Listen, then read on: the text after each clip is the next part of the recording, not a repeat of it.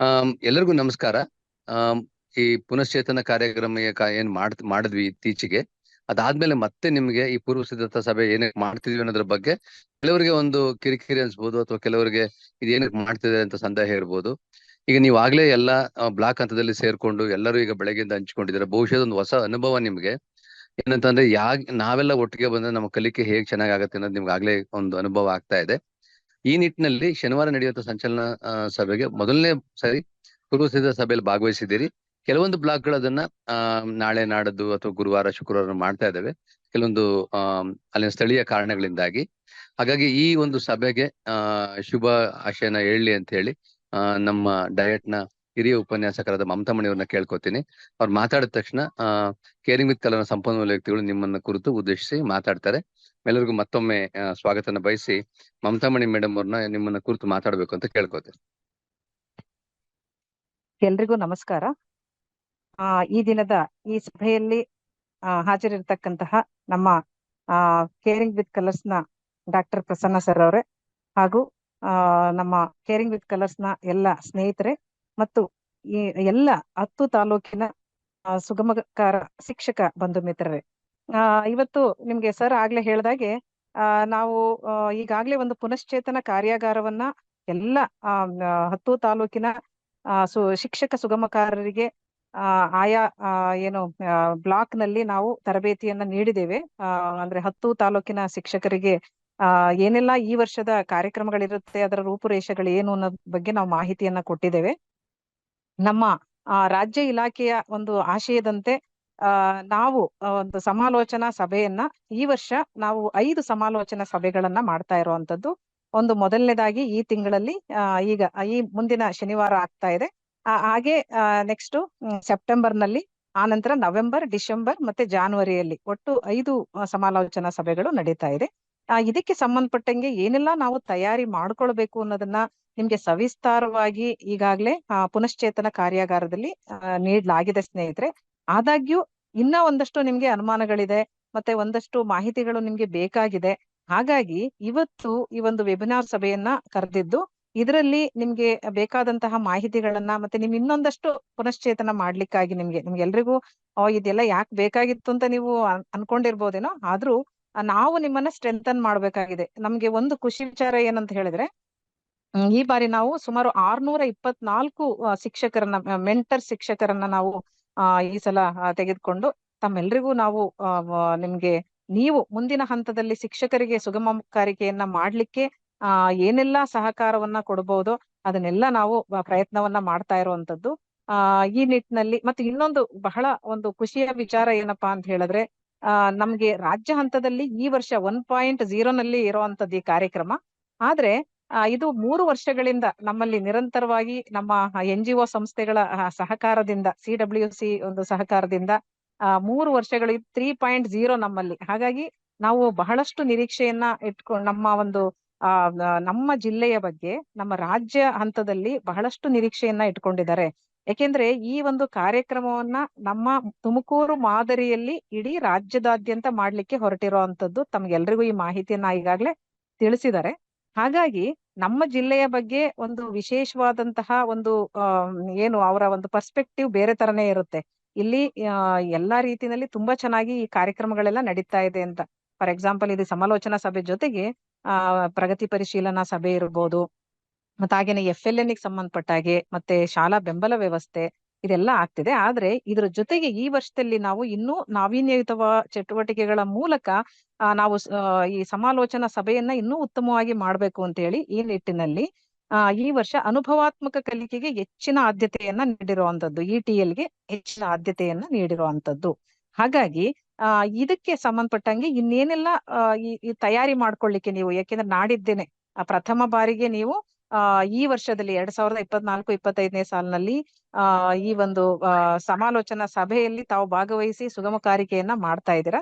ಹಾಗಾಗಿ ನಿಮ್ಗೆ ಇನ್ನೇನಾದ್ರೂ ಇನ್ಪುಟ್ಸ್, ಇನ್ನೇನಾದ್ರೂ ಕೊಡುವಂತದ್ದು ಇದೆಯಾ, ಮಾಹಿತಿ ಇದೆಯಾ, ಇದೆಲ್ಲವನ್ನ ಇವತ್ತು ವಿಚಾರ ಮಾಡ್ಲಿದ್ದೇವೆ, ನಿಮ್ಮೊಂದಿಗೆ ಹಂಚಿಕೊಳ್ಳಿದ್ದೇವೆ ಸ್ನೇಹಿತರೆ. ನೀವು ಮತ್ತೆ ಹಾಗೇನೆ ಕೈಪಿಡಿಯನ್ನ ಕೂಡ ಕೊಡ್ತಾ ಇದ್ದೇವೆ ನಿಮ್ಗೆ. ಇನ್ನೂ ಏನು ಗಣಿತ, ವಿಜ್ಞಾನ ಮತ್ತೆ ಇಂಗ್ಲಿಷ್ಗೆ ಸಂಬಂಧಪಟ್ಟಂಗೆ ನಿಮ್ಗೆ ಇನ್ನೂ ಹೆಚ್ಚಿನ ಒಂದು ಬಲವರ್ಧನೆಯನ್ನ ಮಾಡ್ಲಿಕ್ಕೋಸ್ಕರವಾಗಿ ಕೈಪಿಡಿಯನ್ನ ಕೂಡ ಕೊಡ್ತಾ ಇರುವಂತದ್ದು. ಇದನ್ನೆಲ್ಲ ಬಳಸ್ಕೊಂಡು ತಾವೆಲ್ಲರೂ ಉತ್ತಮವಾಗಿ ನಮ್ಮ ರಾಜ್ಯ ಹಂತದ ನಿರೀಕ್ಷೆ ಏನಿದೆಯಲ್ಲ ಆ ನಿರೀಕ್ಷೆಗೆ ನಾವೆಲ್ಲರೂ ಆ ನಿರೀಕ್ಷೆಯನ್ನ ಸಫಲ ಮಾಡೋಣ ಅಂತ ಹೇಳ್ತಾ ಈ ಮುಂದಿನ ಹಂತಕ್ಕೆ ನಾನು ನಮ್ಮ ಸರ್ಗೆ CWC ತಂಡದಿಂದ ಇಲ್ಲಿ ಉಪಸ್ಥಿತರಿರ್ತಕ್ಕಂತಹ ಪ್ರಸನ್ನ ಸರ್ ಅವ್ರಿಗೆ ಬಿಟ್ಕೊಡ್ತಾ ಇದ್ದೇನೆ. ಮತ್ತೊಮ್ಮೆ ತಮ್ಮೆಲ್ಲರಿಗೂ ಕೂಡ ಉತ್ತಮವಾಗಿ ತಾವೆಲ್ಲರೂ ಸುಗಮಕಾರಿಕೆ ಮಾಡಿ ಮುಂದಿನ ಹಂತದಲ್ಲಿ ನಮ್ಮ ಈ ಶೈಕ್ಷಣಿಕ ಬಲವರ್ಧನಾ ವರ್ಷವನ್ನ ನಾವು ತುಂಬಾ ಚೆನ್ನಾಗಿ ಆಚರಣೆ ಮಾಡೋಣ. ನಮ್ಮ ಮಕ್ಕಳಿಗೆ ಒಳ್ಳೆಯ ಒಂದು ಕಲಿಕೆಯನ್ನ ಕೊಡೋಣ. ಮತ್ತೆ ಹಾಗೇನೆ ಗುಣಾತ್ಮಕವಾದ ಒಂದು ಶಿಕ್ಷಣವನ್ನ ಕೊಡುವಲ್ಲಿ ನಾವೆಲ್ಲರೂ ಕೈ ಜೋಡಿಸೋಣ ಒಟ್ಟಾಗಿ ಅಂತ ಹೇಳಿ ತಮ್ಗೆಲ್ರಿಗೂ ಶುಭಾಶಯವನ್ನ ನಮ್ಮ ಡಯಟ್ನ ಒಂದು ಪರವಾಗಿ ಹಾಗೂ ನಮ್ಮ ಜಿಲ್ಲೆಯ ಪರವಾಗಿ ನಮ್ಮ ಎರಡೂ ಶೈಕ್ಷಣಿಕ ಜಿಲ್ಲೆಯ ಪರವಾಗಿ ನಾನು ಅಭಿನಂದನೆಯನ್ನ ಸಲ್ಲಿಸ್ತಾ ಇದ್ದೇನೆ ಸ್ನೇಹಿತರೆ. ಮತ್ತೆ ಹಾಗೇನೆ ಈಗ ನಾವು ಮೊದ್ಲಿಗೆಲ್ಲ ಅರ್ಧ ದಿನ ಈ ಒಂದು ಇದನ್ನ ಸಮಾಲೋಚನಾ ಸಭೆಯನ್ನ ನಾವು ಮಾಡ್ತಾ ಇದ್ವಿ ಸ್ನೇಹಿತರೆ. ಈ ವಿಚಾರವನ್ನ ಇವತ್ತು ನಾವು ಇವತ್ತು ನಮ್ಮ ಏನು ಜಿಲ್ಲಾ ಹಂತದ ಪ್ರಗತಿ ಪರಿಶೀಲನಾ ಸಭೆಯಲ್ಲಿ 10 ತಾಲೂಕಿನ BEO ರವರು ಮತ್ತೆ BRC ರವರು ಆಗಮಿಸಿದ್ದಾರೆ ಸ್ನೇಹಿತರೆ. ಅವರೊಂದಿಗೆ ಚರ್ಚೆ ಮಾಡಿ ಇದು ಒಂದು ದಿನಕ್ಕೆ ಮಾಡ್ಬೇಕು ಅಥವಾ ಅರ್ಧ ದಿನನ ಇದ್ರ ಬಗ್ಗೆ ನಾವು ಮಾಹಿತಿಯನ್ನ ತಿಳ್ಕೊಂಡು ನಿಮ್ಗೆ ಇಮಿಡಿಯೇಟ್ ನಾವು ನಾಳೆನೆ ನಿಮ್ಗೆ ಮಾಹಿತಿಯನ್ನ ಅಥವಾ ಇವತ್ತಿನ ಸಂಜೆ ನಾವು ಮಾಹಿತಿಯನ್ನ ಕೊಡ್ಲಿದ್ದೇವೆ ಸ್ನೇಹಿತರೆ ಅಂತ ಹೇಳ್ತಾ ಮತ್ತೊಮ್ಮೆ ತಮ್ಮೆಲ್ರಿಗೂ ಶುಭಾಶಯವನ್ನ ಕೋರ್ತಾ ನನ್ನ ಮಾತನ್ನ ಮುಗಿಸ್ತಾ ಇದ್ದೇನೆ. ಧನ್ಯವಾದಗಳು. ನಮಸ್ತೆ ಮೇಡಮ್, ಧನ್ಯವಾದಗಳು. ಈಗ ಮೇಡಮ್ ಹೇಳಿದ ಅರ್ಧ ದಿನ ಒಂದಿನ ಶನಿವಾರದಲ್ಲ, ಇದು ಪೂರ್ವ ಸಿದ್ಧತಾ ಕಾರ್ಯಕ್ರಮ ಏನ್ ಮಾಡ್ತಾ ಇದೀವಲ್ಲ ಇವತ್ತು ಈ ರೀತಿ ನಮ್ಮ ಸಂಚಲನದ ಮಂಗಳವಾರ ಅದು ಅರ್ಧ ದಿನ ಇರ್ಬೇಕಿತ್ತ ಪೂರ್ತಿ ದಿನ ಇರ್ಬೇಕಿತ್ತ ಅನ್ನೋದ್ರ ಬಗ್ಗೆ ಚರ್ಚೆ ಇನ್ನೇನು ಪ್ರಾರಂಭ ಆಗತ್ತೆ. ಅದು ಬಹುಶಃ ಪೂರ್ಣ ದಿನಕ್ಕೆ ಮಾಡ್ತೇವೆ. ಅದಕ್ಕೆ ಬೇಕಾದಂತ ಒಂದು ವಿಸ್ತೃತವಾದ ಮಾರ್ಗಸೂಚಿ ಕೂಡ ನಿಮ್ಗೆ ತಲುಪುತ್ತೆ. ಹಾಗಾಗಿ ನೀವೆಲ್ಲ ಒಟ್ಟಿಗೆ ಒಂದು ಲರ್ನಿಂಗ್ ಕಮ್ಯುನಿಟಿ ಆಗಿ ಇವತ್ತು ಇದೀರಿ. ಅಂದ್ರೆ ಒಂದು ಕಲಿಕಾ ಸಮುದಾಯವಾಗಿ ನೀವು ಬ್ಲಾಕ್ ಅಲ್ಲಿ ಇದ್ದಾಗ ಎಲ್ಲ ವಿಷಯಗಳ ಬಗ್ಗೆ ವಿಸ್ತೃತವಾಗಿ ಚರ್ಚೆ ಆಗುತ್ತೆ. ಆ ಕಲಿಕಾ ಫಲಗಳಲ್ಲಿ ಎಲ್ಲಿ ಎಡವುತ್ತಾರೆ ಶಿಕ್ಷಕರು ಅಂತ ನಿಮ್ಗೆ ಗುರುತ್ಕೊಳಕ್ಕಾಗತ್ತೆ. ಒಬ್ರಿಗೊಬ್ರು ಸಹಕಾರ ಕೊಟ್ಟು ಹೊಸ ಕಲಿಕಾ ಮಾದರಿಗಳನ್ನ ತಯಾರು ಮಾಡ್ಕೊಳ್ಲಿಕ್ಕಾಗತ್ತೆ.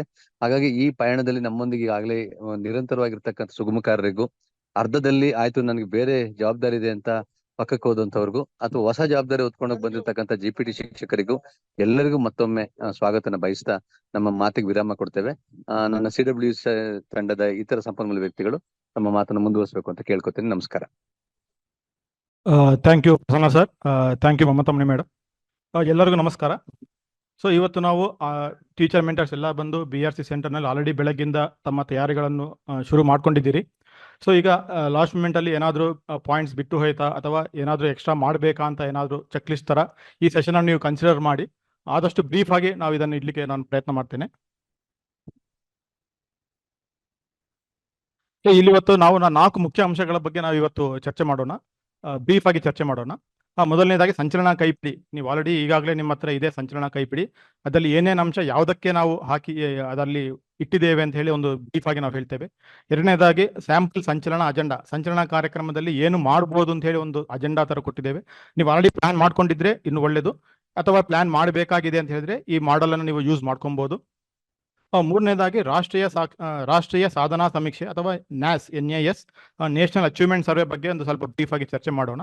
ಕೊನೆಯದಾಗಿ NAS ಅಭ್ಯಾಸ ಪುಸ್ತಕ ಇದು ಏನು ಅಂತ ಹೇಳಿ ಸಹ ಬ್ರೀಫ್ ಆಗಿ ಚರ್ಚೆ ಮಾಡಿ, ತದನಂತರ ಬಂದು ನಿಮ್ಗೆ ಹೆಚ್ಚುವರಿ ಡೌಟ್ಸ್ ಇದ್ರೆ ಸಪರೇಟ್ ಆಗಿ ಸಬ್ಜೆಕ್ಟ್ ವೈಸ್ ಆಗಿ ಒಂದು ಗ್ರೂಪ್ ಬ್ರೇಕ್ಔಟ್ ರೂಮ್ ಕ್ರಿಯೇಟ್ ಮಾಡ್ತೇವೆ. ಅದರಲ್ಲಿ ಹೋಗಿ ನೀವು ಸಬ್ಜೆಕ್ಟ್ ವಾರಿಯಾಗಿ ಡೀಟೇಲ್ ಆಗಿ ಏನಾದ್ರು ಡೌಟ್ಸ್ ಇದ್ರೆ, ಕ್ಲಾರಿಫಿಕೇಶನ್ಸ್ ಇದ್ರೆ ಅದೆಲ್ಲ ನೀವು ಮಾಡ್ಕೊಬಹುದು. ಸೊ ಮೊದಲನೇದಾಗಿ ಸಂಚಲನ ಕೈಪಿಡಿ. ಈ ಸಂಚಲನ ಕೈಪಿಡಿಯಲ್ಲಿ ನಿಮ್ಗೆ ಅನೇಕ ವಿಷಯಗಳನ್ನು ನಾವು ಅದರಲ್ಲಿ ಇನ್ಕ್ಲೂಡ್ ಮಾಡಿದ್ದೇವೆ. ಇದು ನಿಮ್ಗೆ ಅದರಲ್ಲಿ ಇರುವ ವಿಷಯಗಳಾಗಿದೆ. ಸೊ ಮೊದಲನೇದಾಗಿ ನೀವು ನೋಡಿದ್ರೆ ಸ್ವಲ್ಪ ಸ್ಟಾರ್ಟಿಂಗ್ ಅಲ್ಲಿ ಸ್ವಲ್ಪ ಥಿಯರಿ ಇದೆ. ಅನುಭವಾತ್ಮಕ ಬೋಧನಾ ಕಲಿಕೆ ಅಂದ್ರೆ ಏನು ಅಂತ ಇದೆ, ಮತ್ತೆ ಲ್ಯಾಂಗ್ವೇಜ್ ಲರ್ನಿಂಗ್ ಪ್ರಾಸೆಸ್ ಏನು, ಅದರ ಸೈಕಲ್ ಏನು, ಅದರ ಬಗ್ಗೆ ಸಹ ನಾವಿಲ್ಲಿ ಒಂದು ಸ್ವಲ್ಪ ಎಕ್ಸ್ಪ್ಲನೇಷನ್ ಅನ್ನು ಕೊಟ್ಟಿದ್ದೇವೆ.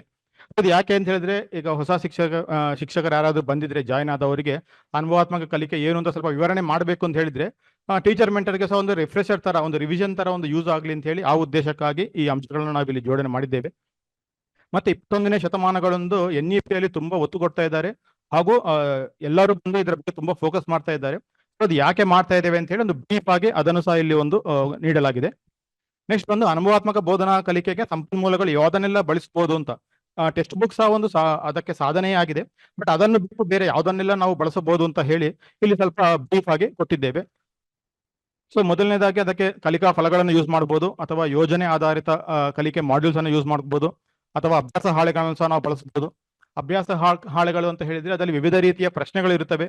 Remember level, understand level, apply level ಮತ್ತು ಅನಲೈಸ್ ಲೆವೆಲ್ ಕ್ವಶನ್ಸ್ ಎಲ್ಲ ಇರುತ್ತವೆ. ಅಂತ ಕ್ವಶನ್ಸ್ ಅನ್ನೆಲ್ಲ ನಾವು ಮಕ್ಕಳಿಗೆ ಪ್ರಾಕ್ಟೀಸ್ ಮಾಡಿಸಿದ್ರೆ ಅವರಿಗೆ ಕಾಂಪಿಟೇಟಿವ್ ಎಕ್ಸಾಮ್ಸ್ ಯಾವುದೇ ಬಂದರೂ ಕೂಡ ಅವರಿಗೆ ಅದರಲ್ಲಿ ಸಾಲ್ವ್ ಮಾಡಿ ಒಳ್ಳೆ ಮಾರ್ಕ್ಸ್ ಸ್ಕೋರ್ ಮಾಡಲಿಕ್ಕೆ ತುಂಬಾ ಹೆಲ್ಪ್ ಆಗುತ್ತೆ. ಅದ ನಂತರ ವಿಡಿಯೋಸ್ ಇದ್ರೆ ಮಕ್ಕಳಿಗೆ ಸ್ವಲ್ಪ ಅಟ್ರಾಕ್ಟಿವ್ ಆಗಿರುತ್ತೆ, ಸ್ವಲ್ಪ ಕಾನ್ಸೆಪ್ಟ್ ಕ್ಲಾರಿಟಿ ಅದರ ಮುಖಾಂತರ ಚೆನ್ನಾಗಿ ಕೊಡಬಹುದು. ಹಾಗಾಗಿ ಕೂಡ ಬಂದು ವಿಡಿಯೋಸ್ ಅನ್ನು ಸಹ ನಾವು ಬಳಸಬಹುದು. ಅದ ನಂತರ ಕಾನ್ಸೆಪ್ಟ್ ಮ್ಯಾಪ್. ಸೊ ತುಂಬಾ ಒಂದು ಚಾಪ್ಟರ್ ಫುಲ್ ಅಲ್ಲಿರುವ ವಿವಿಧ ಕಾನ್ಸೆಪ್ಟ್ ಗಳನ್ನು ಒಂದು ಚಿತ್ರ ರೂಪದಲ್ಲಿ ತೋರಿಸಿದ್ರೆ ನೆನಪಿಟ್ಕೊಳ್ಳಿಕ್ಕೆ ತುಂಬಾ ಹೆಲ್ಪ್ ಆಗುತ್ತೆ. ಸೊ ಮಕ್ಕಳ ಕೈಯಲ್ಲಿ ಸಹ ಬಂದು ಈ ರೀತಿ ಕಾನ್ಸೆಪ್ಟ್ ಮ್ಯಾಪ್ಸ್ ಅನ್ನ ನಾವು ರಚನೆ ಮಾಡಿಸಬಹುದು. ಸೊ ಅವರಿಗೆ ಸಹ ಒಂದು ಒಳ್ಳೆ ಅಭ್ಯಾಸ ಆಗುತ್ತೆ. ಬೇರೆ ಕಾನ್ಸೆಪ್ಟ್ಸ್ ಹೇಗೆ ಕನೆಕ್ಟ್ ಮಾಡಬಹುದು ಅಂತ ಸಹ ಹೇಳಿ ಅವರಿಗೆ ಒಂದು ಗೊತ್ತಾಗ್ಬೋದು. ಸೊ ಈ ರಿಸೋರ್ಸಸ್ ಎಲ್ಲ ಬಂದು ಆಲ್ರೆಡಿ ಬಂದು ನಮ್ಮ ಡಯಟ್ ಬಂದು ಒಂದು ಈ ವರ್ಷ ಬಂದು ಸಂಪನ್ಮೂಲಗಳನ್ನು ರೆಡಿ ಮಾಡಿದೆ. ಅದೆಲ್ಲ ಬಂದು ಟೀಚರ್ಸ್ಗೂ ಸಿಗ್ಬೋದು. ಅದರಲ್ಲಿ ಬಂದು ಕ್ಲಾಸ್ ರೂಮ್ ಅಲ್ಲಿ ಮಾಡುವಂತಹ ಅನುಭವಾತ್ಮಕ ಚಟುವಟಿಕೆಗಳು ಮತ್ತು ಕ್ಲಾಸ್ ರೂಮ್ ಹೊರಗೆ ಯಾವುದನ್ನೆಲ್ಲ ಚಟುವಟಿಕೆಗಳನ್ನು ಮಾಡಿಸ್ಬೋದು, ಮತ್ತೆ ICT ಬಳಸಿ ಯಾವ ಚಟುವಟಿಕೆಗಳನ್ನು ಮಾಡಿಸ್ಬೋದು ಅಥವಾ ಯಾವ ಕಾನ್ಸೆಪ್ಟ್ಗಳನ್ನು ಹೇಳ್ಬೋದು ಅಂತೇಳಿ ತುಂಬಾ ಡೀಟೇಲ್ಡ್ ಆಗಿ ಅದರಲ್ಲಿ ಆ ರಿಸೋರ್ಸಸ್ ಅಲ್ಲಿ ಇದೆ.